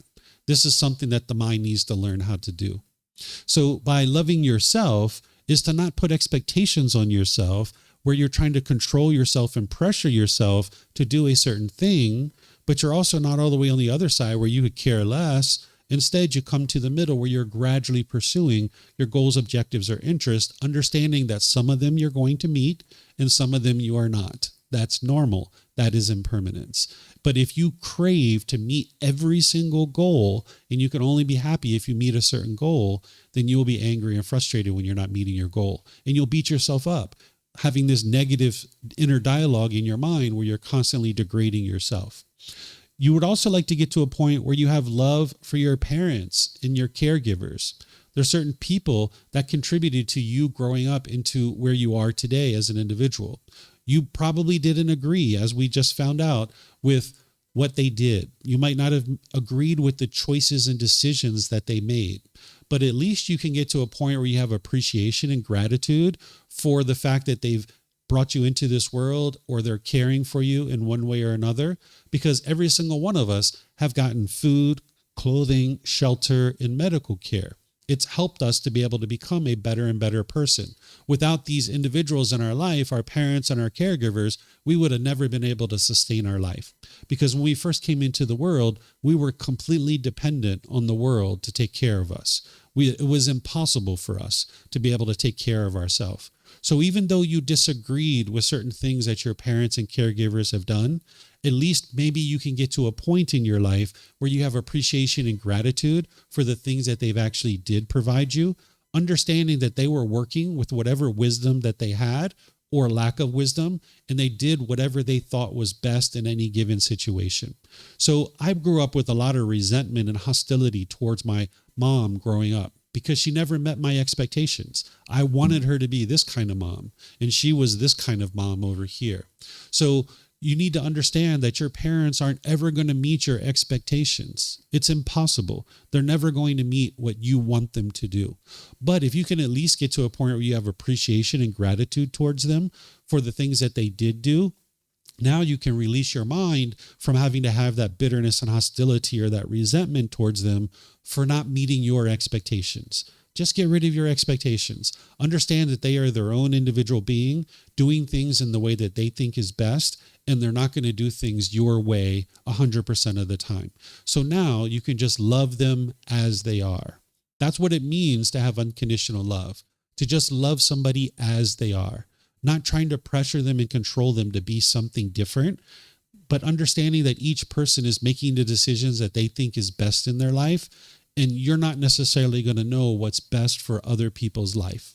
But that's what the ego will do to you, is think that you know what's best for other people's life, and you'll try to step into their life and try to tell them what they should or shouldn't be doing in their life. Where what you would like to do is get to a point where you don't do that, and you just understand that each person is making their own decisions, and you can just have appreciation and gratitude for your caregivers and your parents, understanding that they did the best that they could do based on the wisdom that they had. And now you can just have appreciation and gratitude towards them, understanding that they didn't do things your way 100% of the time. And then when it comes to a life partner, if you decide that you're going to have a life partner in your life, not everybody will, but if you decide that that's what you would like to have, you're going to need to make a wise decision about who to include in your life. And oftentimes what we're looking at when we're trying to select a life partner is we'll look at their appearance. Are they beautiful? Are they handsome? Or we might look at their material wealth. Are they rich? What's their social status? Where are they? Do they have a certain job or a certain occupation or a certain position in society? We will look at all these superficial things like their material possessions, and that's what we tend to decide whether or not we would like to be in a relationship with this person. And this is why oftentimes your relationships aren't going well.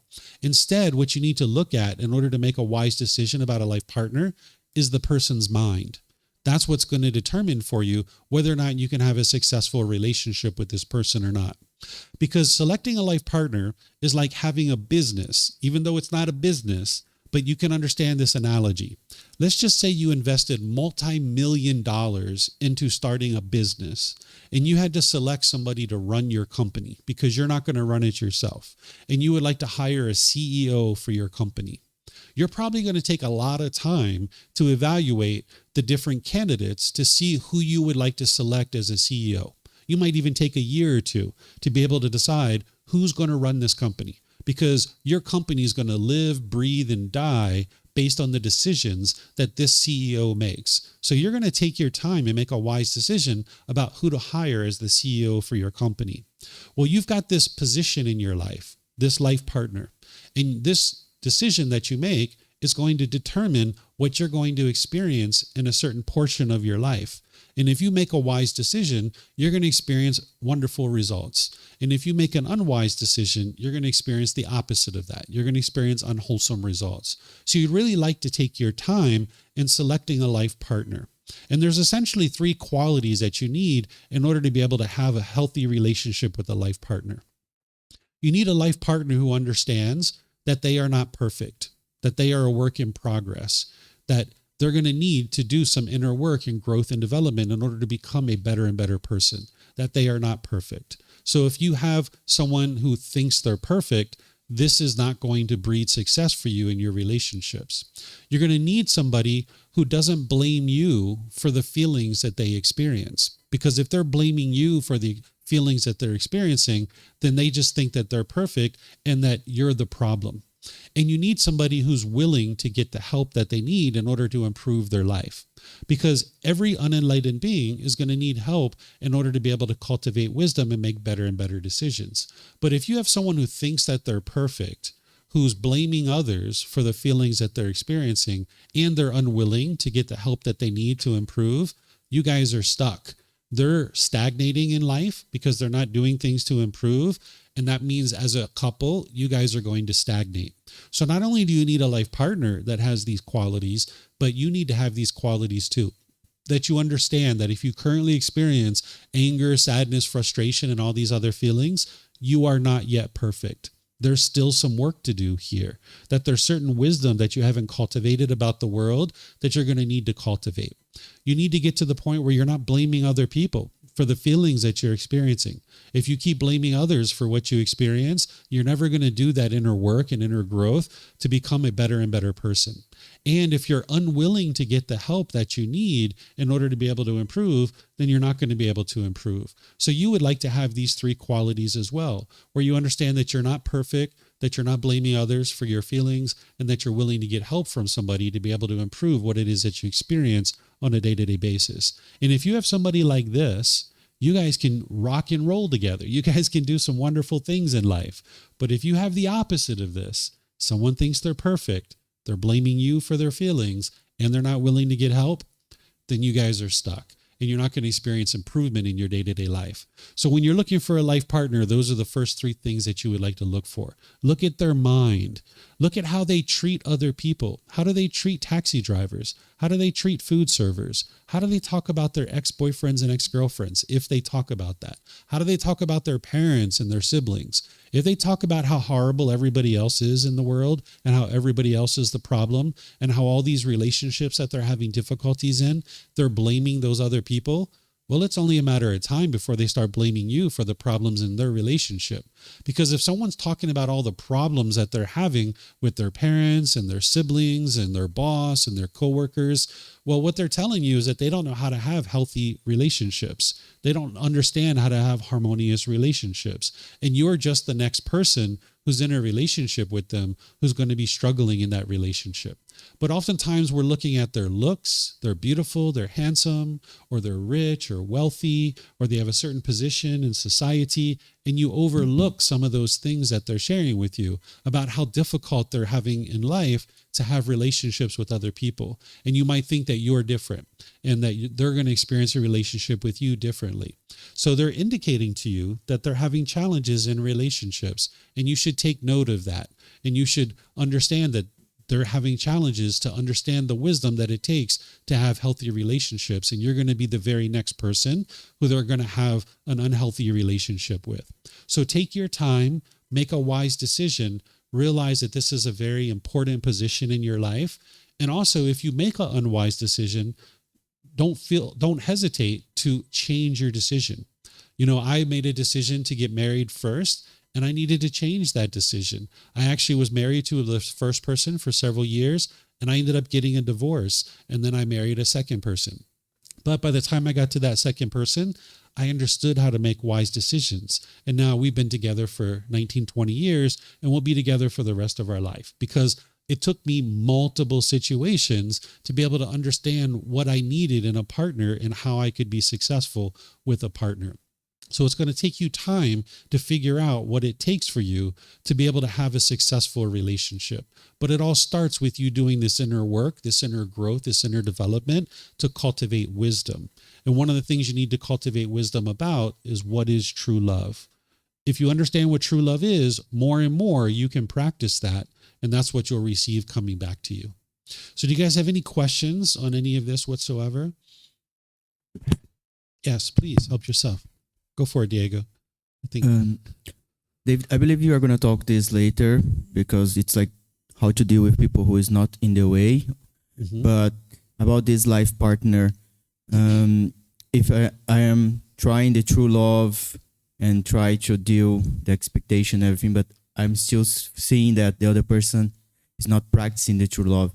So when would be the moment to give up in a relationship if we are trying to not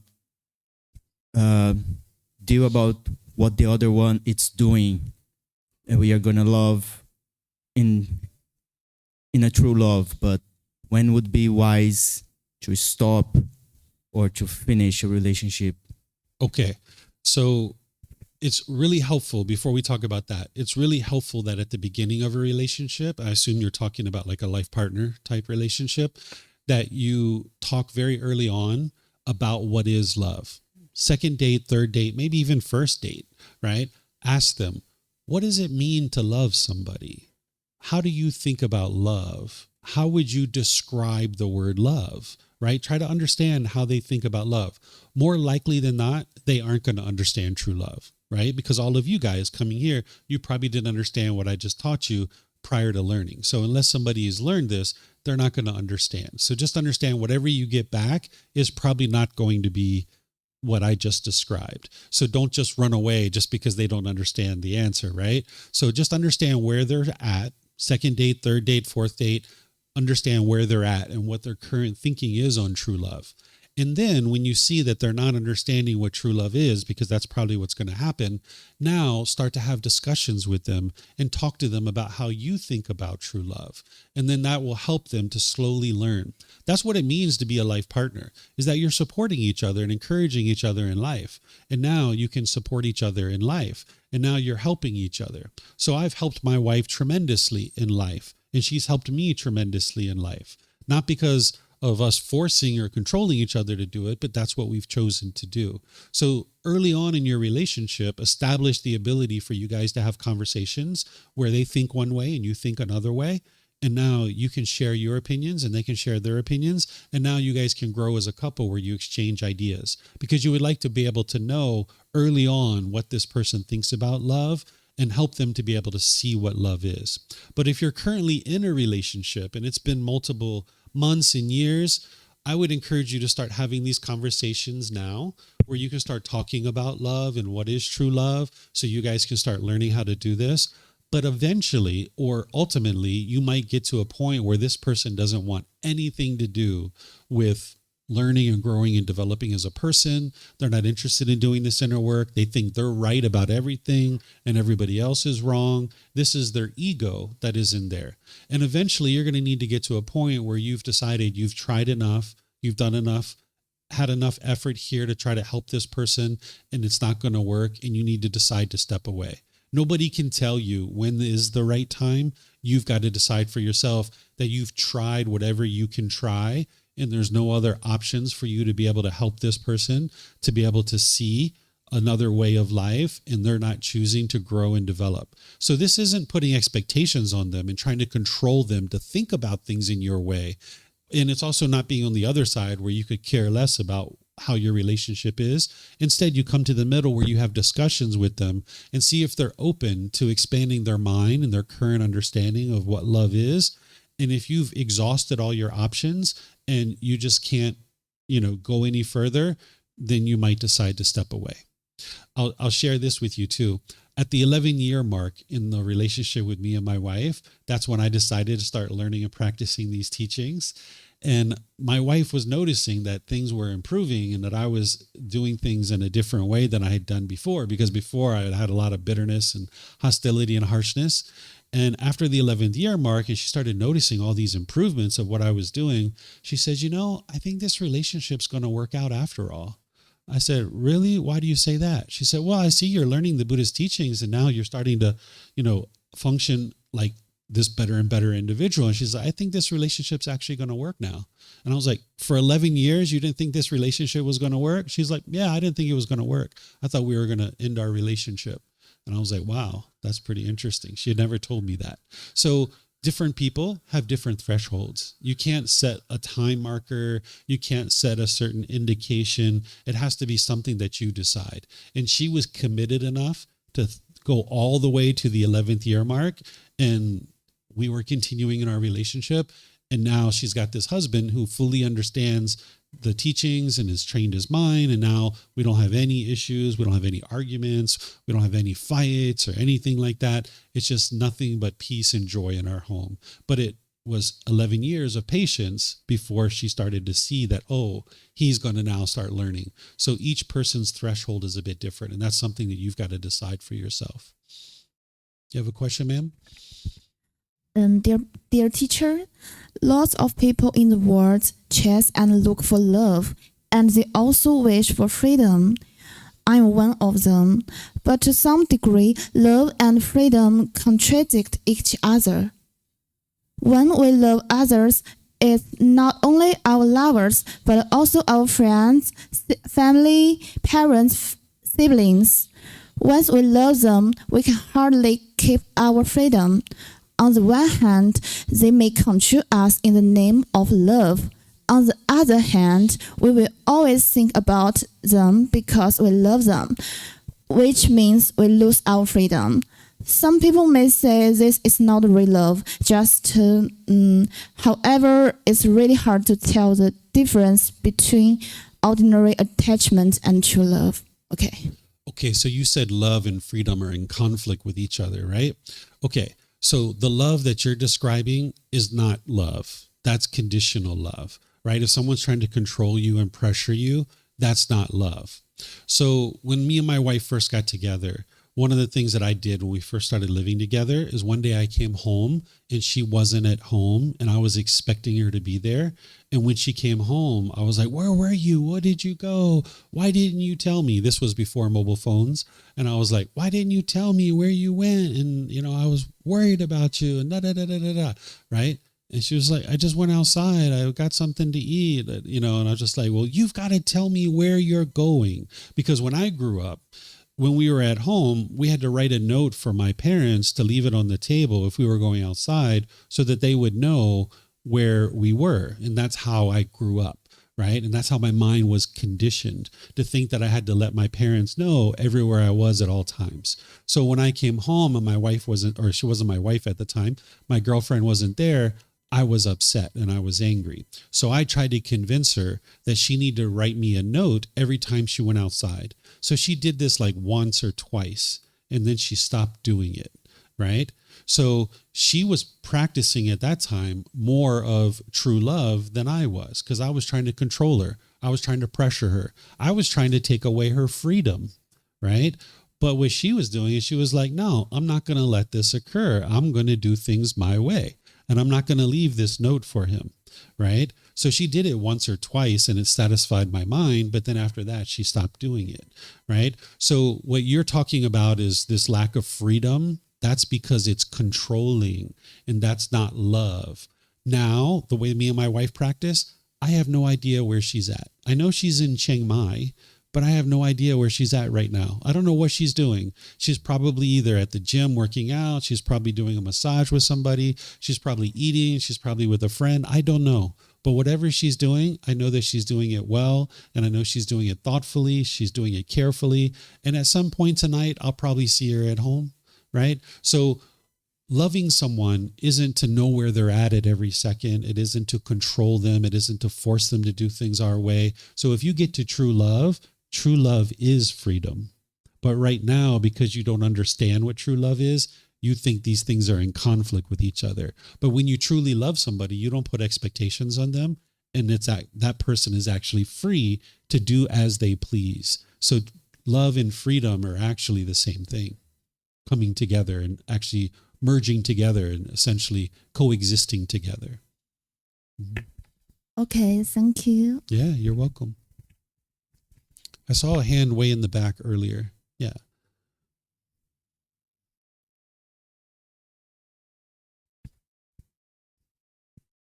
Thank you. And talking about the unconditional love, I agree with the opinion that don't expect parents to do the things that you want. But in some cases, the parents might abuse their children, like torture them. If in that cases, how can children love their parents? The parents may think this is the way they love their children. So before today, I would say just the children will love parents if they feel beloved. Mm-hmm. If they not feel loved, they cannot love their parents.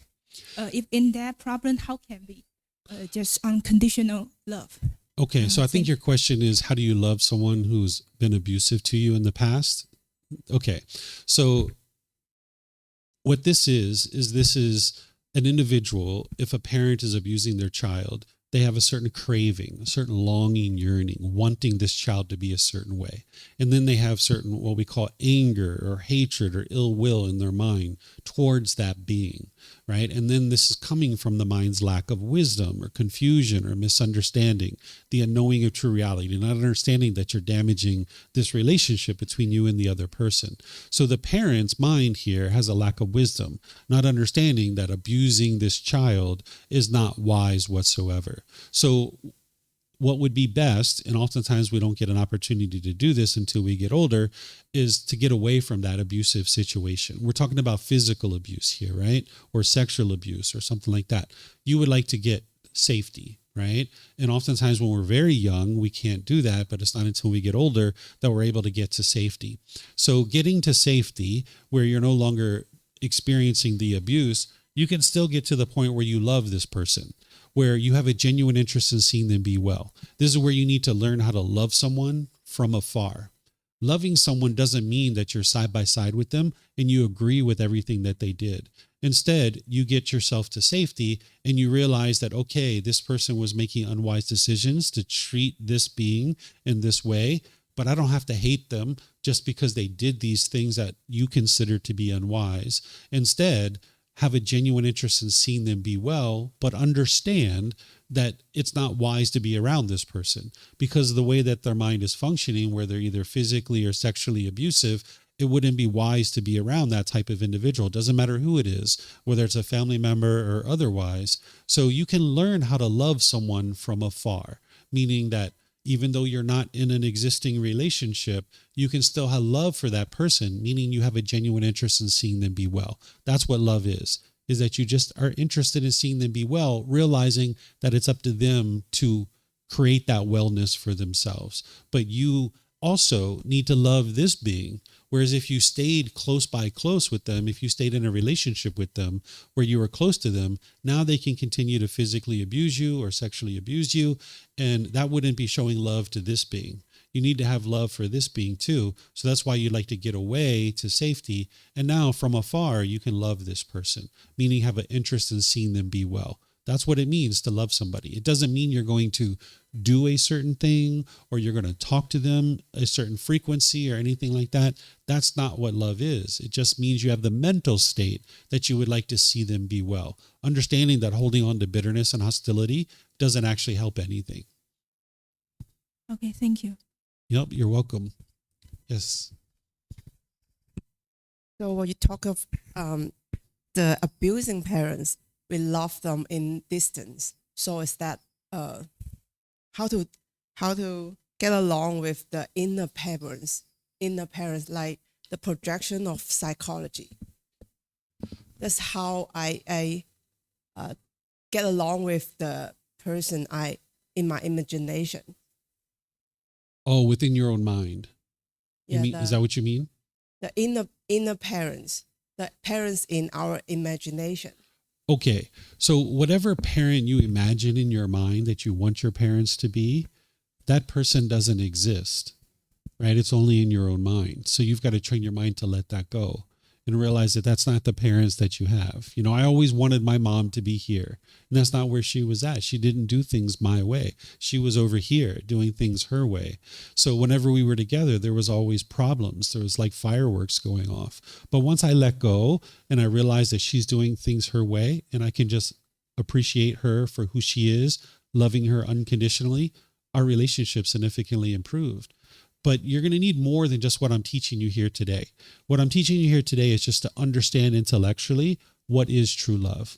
But then you're going to need to train your mind to eliminate your craving, your anger, and your lack of wisdom. That's what all the rest of the path of the teachings of the Buddha are. So you can't take one class like this and then go out into the world and have harmonious relationships with everybody. There's other things that you need to learn besides just what I'm teaching you here. This is just one topic to first understand what is true love, but then you need to understand the other teachings to be able to actively train your mind over a consistent long-term period. So that's why I encourage everybody to start with this first book. This book you can get over here. You can download it from our website for free. You can take it and go print it. You can get printed versions by just reimbursing us for the printing cost so that we can buy more books.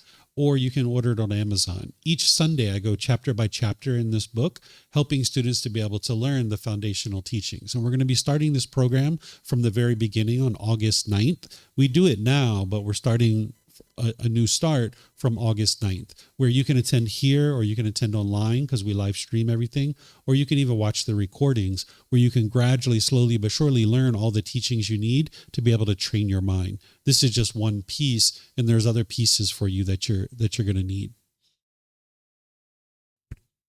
You're welcome. Okay. So what I'm going to do here is I'm just going to end by thanking all of you guys for joining. Thank you for your interest to learn and understand the teachings of the Buddha. If you guys would like to learn more, there's opportunities for you to do that. We're going to take a little break here. And when we come back from our break, I'm going to be teaching this next topic, which is practicing in a world of the unknowing, relationships with non-practitioners. Because it's wonderful if you're training your mind and you're becoming a better and better person, but what about the people in your life that aren't doing that? I'm going to teach you how to experience those relationships in a better way. So if you'd like to take a break and come back, you're more than welcome to. I understand some of you guys probably aren't going to come back. You might not even be planning to stay here this long. So thank you for your interest to learn. And if I don't see you again, have a wonderful and lovely rest of your life. But if you'd ever like to learn more, you're always welcome to do that at any point. When I come back, I'm going to be teaching this topic. It's now about 5 minutes after 11. So we'll start with this topic at 11:30 and we'll pick it up from there. So if you'd like to see some of the other options for learning and all that good stuff, you can see our bulletin board over there. You can see our website, and you're also able to come talk with me, and I'll help you get plugged into the resources that you need in order to really get started on this path. So have a very lovely and wonderful rest of your day, and perhaps I'll see you next time. Take care. Sawadee krap. Sawadee krap.